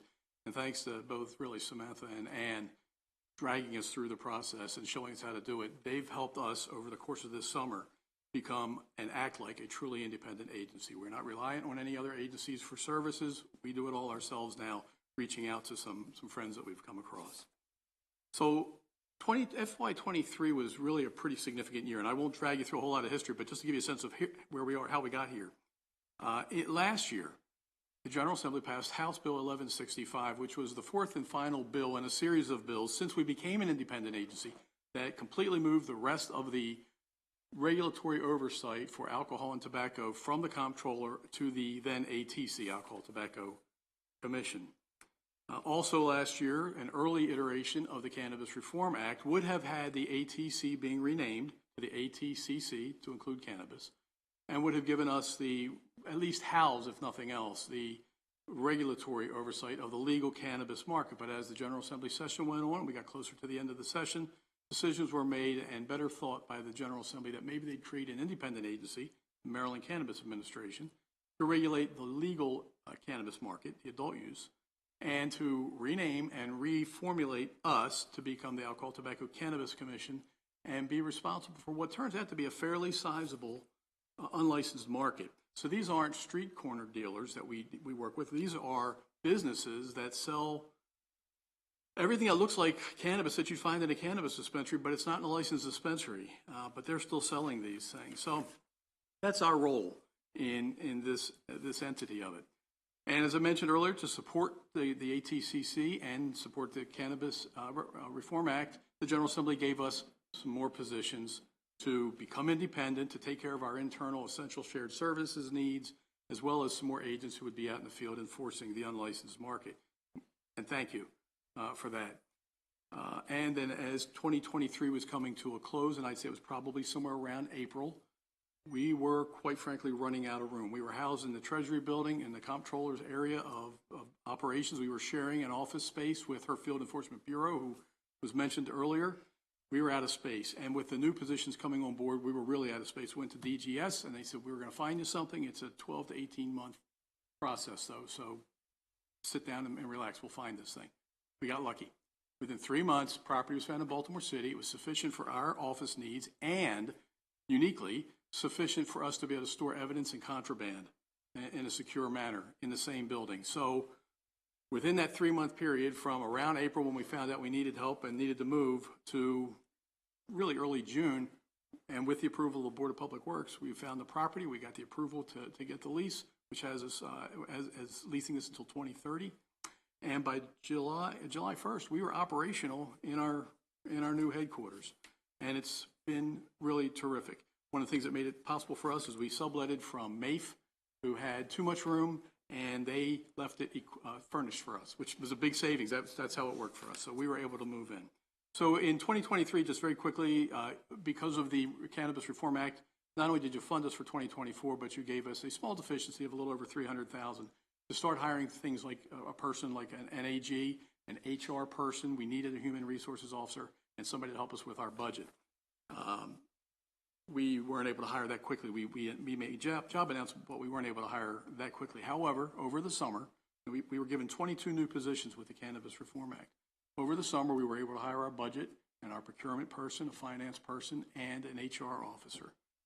And they together have been phenomenal. 22 new pins that we got, most of them were 3-quarter year funded, so the funds weren't available until October 1st. I'm very, very happy to say that today, the last of those 22 pins starts on March 13th. They've been offered the job and accepted. They start on March 13th. In a very disloyal manner, one of our long-term employees who did deserve the retirement retired on us a little over a month ago and put another vacancy on the books. So we have already done an announcement for that job. It's closed, and we've got about 18 candidates for that position. And within the next week, we'll be starting to do interviews for that position. And hopefully that will have us fully, having reached all of our vacancies and satisfied all of that. And we hear you about trying to maintain that level of staffing. A couple of things that we've been able to do over the years. One is over the past years, take care of our staffing. This past year, in conjunction with the Maryland Department of Health, the Legal Resource Center, and the various local departments of health, we've streamlined and put together a very good standard operating procedure and reporting procedure for the work toward really stemming underage access to tobacco products. So the local departments of health largely do that work. And when they do that work, they dispose of it at the local level. But when you have a multiple violator, a place that sells continually to underage consumers, they can send it to us and ask us now to act against the license itself and maybe impact the ability for the business to continue operating. Previous year, we had 13 of those hearings. This year, we've already had 48, and we're not close to ending yet. So we've got a very streamlined position. Tom and Jeff both were really integral in making that work, and we're seeing some success from it. Our enforcement efforts, and Bill runs the enforcement and our licensing group. Our enforcement efforts in FY22, we had 953 alcohol inspections. In 23, we had a little over 1,600. So far this year, we're at over 1,100. These are year to date, as of yesterday. Our tobacco inspections in FY22 were just a little over 1,000. In 23, shy of 1,800. And already this year, we're at 1,621 with 4 more months to go. And as of July 1st, we started our cannabis inspection program as well. And what's challenging with that is where alcohol and tobacco people have licenses to sell these products, cannabis has licenses, but the unlicensed market has no licenses. So we don't know who they are, except to say that many of the convenience stores in the state that sell tobacco products often sell these unlicensed or unmarketable cannabis products as well. So that's where we do our inspections. So far, year to date on that, we've done over 1,100 of these inspections. And from July 1st, when this was new, our intent wasn't to be the hammer and start hitting people for the violation of this, what is a new law. We put together an advisory that we published out to subscribers we have, and we have a few thousand of those subscribers. So we published that, and we hand-carried our agents when they did an inspection of a location that had cannabis or might be one that is the type that could potentially have cannabis. We left them with an advisory and said, look, this is the law. This is what you're required to do. We'll be back at some point to do inspections, but please understand what the law is. If you have any questions, call us. We're happy to help you. We want to educate. We want to get voluntary compliance. That's what we seek always. Not too long after the cannabis law went into effect on July 1st, the Maryland Hemp Coalition in Washington County filed for an injunction to stop us from enforcing the law. So essentially what the injunction does is if a business, any of these retail businesses had a business where they were selling cannabis products, I should back that up and say hemp-derived THC products at intoxicating levels. If they were selling those products before July 1st, we were prohibited from taking action. If they were after July 1st, they just started selling when we could act. So we reformulated our advisory, republished it, and now we're carrying that around as well. That explains current law, explains the injunction and its impact, what that means, and also says be aware, though, continually pay attention. Because now you know the law, you know what the injunction does, but it can change. We don't know when it's going to be resolved. But it's still in effect right now. But one thing the injunction doesn't do is it doesn't say you can ever sell to underage consumers. So what we decided to do is, while we're still inspecting and still taking note of where these places are, is we're going to start an underage consumer compliance check program, which we've never done. But we're going to use cadets that are in various police departments or other volunteers who will attempt to make purchases from us. And if they don't make purchases successfully, great. And if they do, then we're going to take action on that. The injunction doesn't stop, it doesn't permit anybody to sell to underage consumers. It just says if you were lawfully selling before July 1st, you may still. And as we get this program really grounded and we think we've got the kinks worked out of it, it's something that we're going to expand. We've already talked to MCA, and in conjunction with the Cannabis Administration, we'll expand it into their license places as well. At the end of the day, nobody wants anybody selling to underage consumers, and we're going to help make certain that that's not happening. We expect that program to be up and running by the end of this fiscal year. One other thing with 24, when we submitted our 24 budget, and again, this was something the comptroller did for us at first, and then you augmented for us, we didn't know we were moving. So we do have a deficiency request. I heard General Brown mention not wanting to be on that list, but we are. We have a deficiency request for a little over $800,000 solely to help us pay the rent and our utilities costs this year for having moved. We didn't anticipate those expenses, obviously, and they're here. So that is our deficiency request. Moving on to FY25, we're really not asking for anything else, generally speaking. We're really happy where we are, and we want to start developing and growing from the position we're in. Save one area, and that is technology upgrades, and that is really largely in our platform for licensing. When we left the comptroller, we left our licensing system. So we had 3 months to move. We also had 3 months to contract with and develop a new licensing system. And we have one, and it works well, but it's laden with manual effort. It works well, but it requires human beings to do everything. So basically the process for us is check comes in, we get your check, well, I'm sorry, not the check, but your application comes in. We open up the mail, we separate your check from the mail, we fill out a deposit slip, and at the end of the day, every day, somebody's going to the bank to make a deposit with these checks. Once the check clears, we start looking at the application to see if it's been filled completely and correctly, if all of the required documents are there. If so, that information is manually entered by someone sitting at a terminal, entering information into this system. And then once we've completed all of the checks that we have to complete with the various state agencies to make certain there's no prohibition on them even having a license, let alone whether they're otherwise qualified, then we manually print out the license or permit certificate and mail it off. And there have been times where we call everybody in from the field and we sit around a bunch of tables with envelopes and the documents, and we just start stuffing envelopes. And that's where we are. We're asking for help with that. So we submitted over the target budget. The governor included in his allowance, as Samantha made mention of. That will allow us to do several things. One is to take our existing licensing system and interface it with Maryland's One Stop, the Business One Stop program. So from the user standpoint, they're going to be able to go to One Stop. They're going to be directed to Salesforce. They're going to be able to start their own account online. They're going to be able to make application online through a portal, which will stop them if they're doing it incorrectly, so that there won't be any delays for an incorrect application, which really slows the process down. It won't let them move forward if they don't do it correctly. So they're going to be able to do their application correctly. They're going to be able to make payment online. We're going to be able to process these applications much more quickly. We're probably still going to mail certificates out to them for a while. But long term, I hope that we can find a way to give them electronic certificates that are suitable still, that we can verify that. And just to give you a sense of how big this is, we have 3 people who work in our licensing unit. And between the licenses and permits that they issue every year, it's somewhere around 9,000 of them. And that process that I just mentioned, they have to go through for every one of them. And then when you have a renewal, it's the same process every year for renewals, except we do one additional step, and that is we mail out a renewal notice first to everybody to remind them that they're about to expire.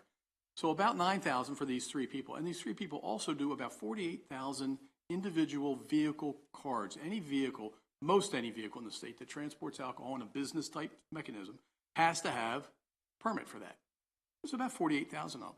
And each vehicle is unique, and we have to do those as well. So these people are nonstop busy. If we can mechanize any of this, it's going to be huge. And that's what we're asking for, the additional money, really, is to mechanize that. Smaller amount still to build out our website, which we want it to be useful to you. We want it to be educational to everybody. We want it to be very useful to you, to the industry members, to interested citizens. We want you to be able to go on, look at, be very interactive through dashboards, look at an area, highlight that area, ask for data.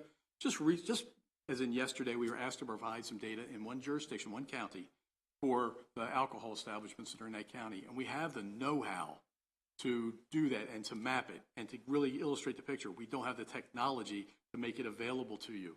And that's part of what this will do as well. And the last thing the technology upgrade will do, and again, it's a very small part of that, but it's important to us, is to have a records management system in place, because we don't have one. And it will allow us to track our records. It will allow us to share data amongst other agencies if necessary.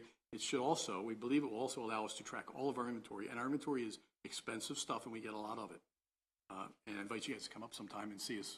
We're in Locust Point, and we'll show you our inventory room and our holding rooms. It's pretty impressive, I think. So that's the end of my presentation. And I'm sorry, one last thing. Relative to the DLS recommendation about reporting, absolutely, we agree. We're going to report everything we can about cannabis, just like we do with alcohol and tobacco. We want you to know everything about it. Our only caveat is, while this injunction is in place, we're going to continue to do inspections. We'll report out on that.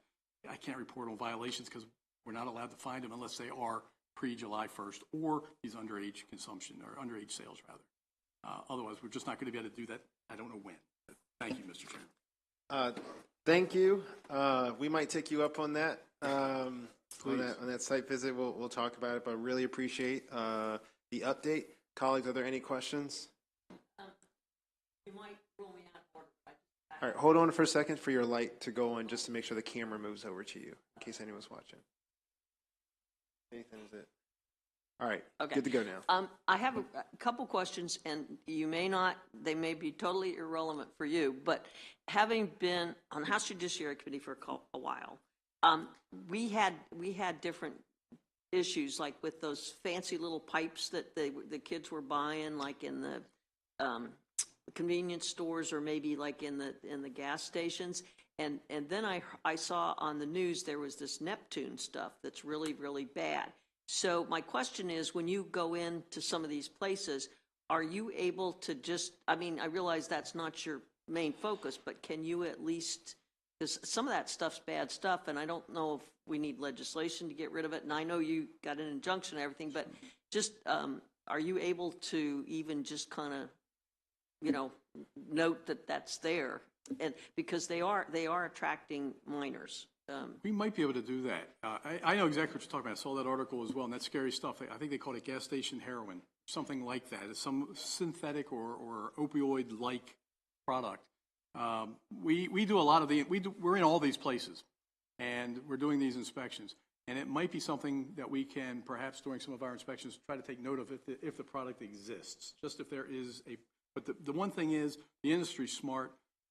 I don't imagine it's going to be too long before they figure out a way to reconfigure or rebrand this so that we don't know. It just continually changes. A few years ago, we had these problems with other tobacco products, and the industry would constantly modify other tobacco products, which is everything other than cigarettes. And the General Assembly gave us a great expanded definition that, well, before we would look at something and say, yeah, that is a tobacco product, but it doesn't fit in the definition of these other tobacco products. You gave us a much broader definition that allows us to put things in there. This doesn't fit. This particular product doesn't fit.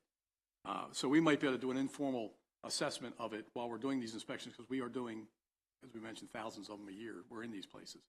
I don't know how accurate, and I don't know how long before they rebrand, and we're not able to give you good data, but I certainly am aware of the product, and we're happy to, if there's something we can do to gather data on that, we'll try. Delegate, I would encourage you to communicate with the Chair of Judiciary too. This might be something on a policy side for you guys to coordinate. So, or it actually might be economic matters. I don't know who's the appropriate jurisdiction, but talk to them. It's true. Well, that stuff might be judiciary. That might be. I think so. Yeah. Yeah, they get some jurisdictional issues. All right, Delegate Spiegel. Thank you, Mr. Chair. Thank you all for your enthusiastic work on the scope of your agency. And I just wanted to follow up on the Washington County preliminary injunction issue, if I might.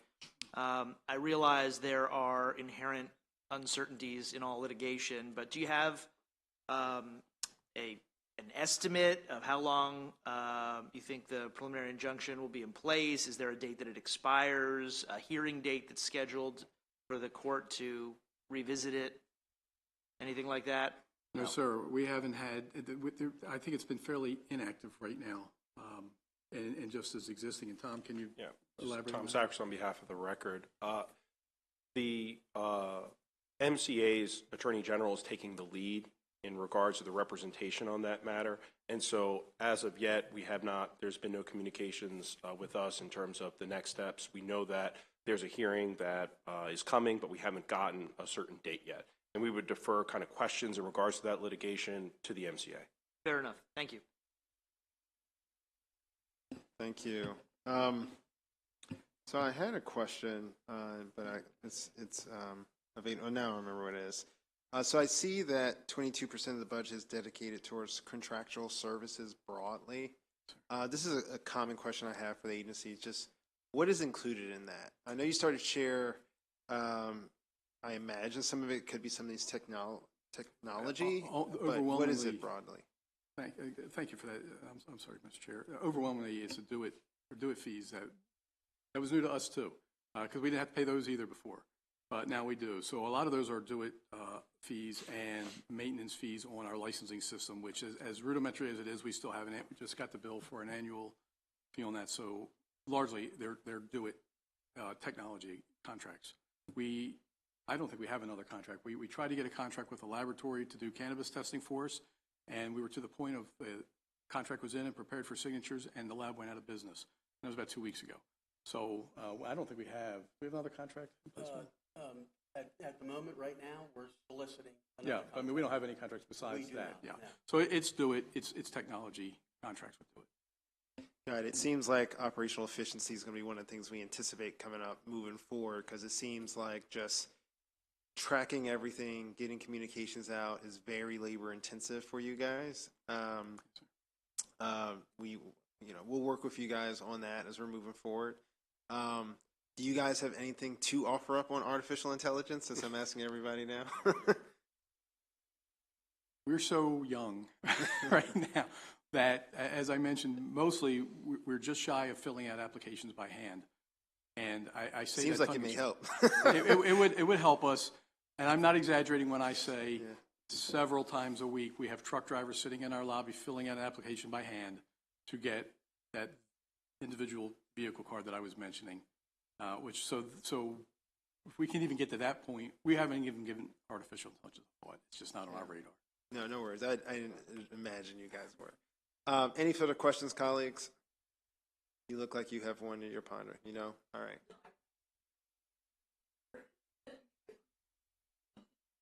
I'll let you guys follow up about that. Thank you guys so much for your service.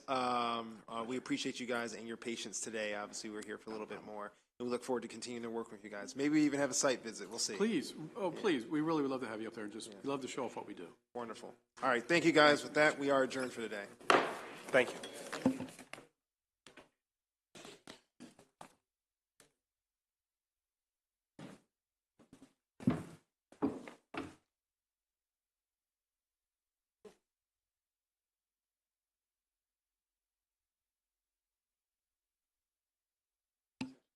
All right, now, so the budget hearing is now ended, and we are now opening back up in the capacity for a voting session. This is on House Bill 846. We heard it yesterday by the treasurer. It's really a technical issue on essentially it's an emergency bill that will be expanding the type of asset classes that the state treasurer may invest in or reinvest in, specified unspended or surplus funds that requires the state treasurer to adopt regulations. Essentially, I'm repeating myself now. Essentially, it spans the categories and asset classes that the state treasurer can invest or reinvest funds in. There's two technical amendments. I'll allow counsel to explain.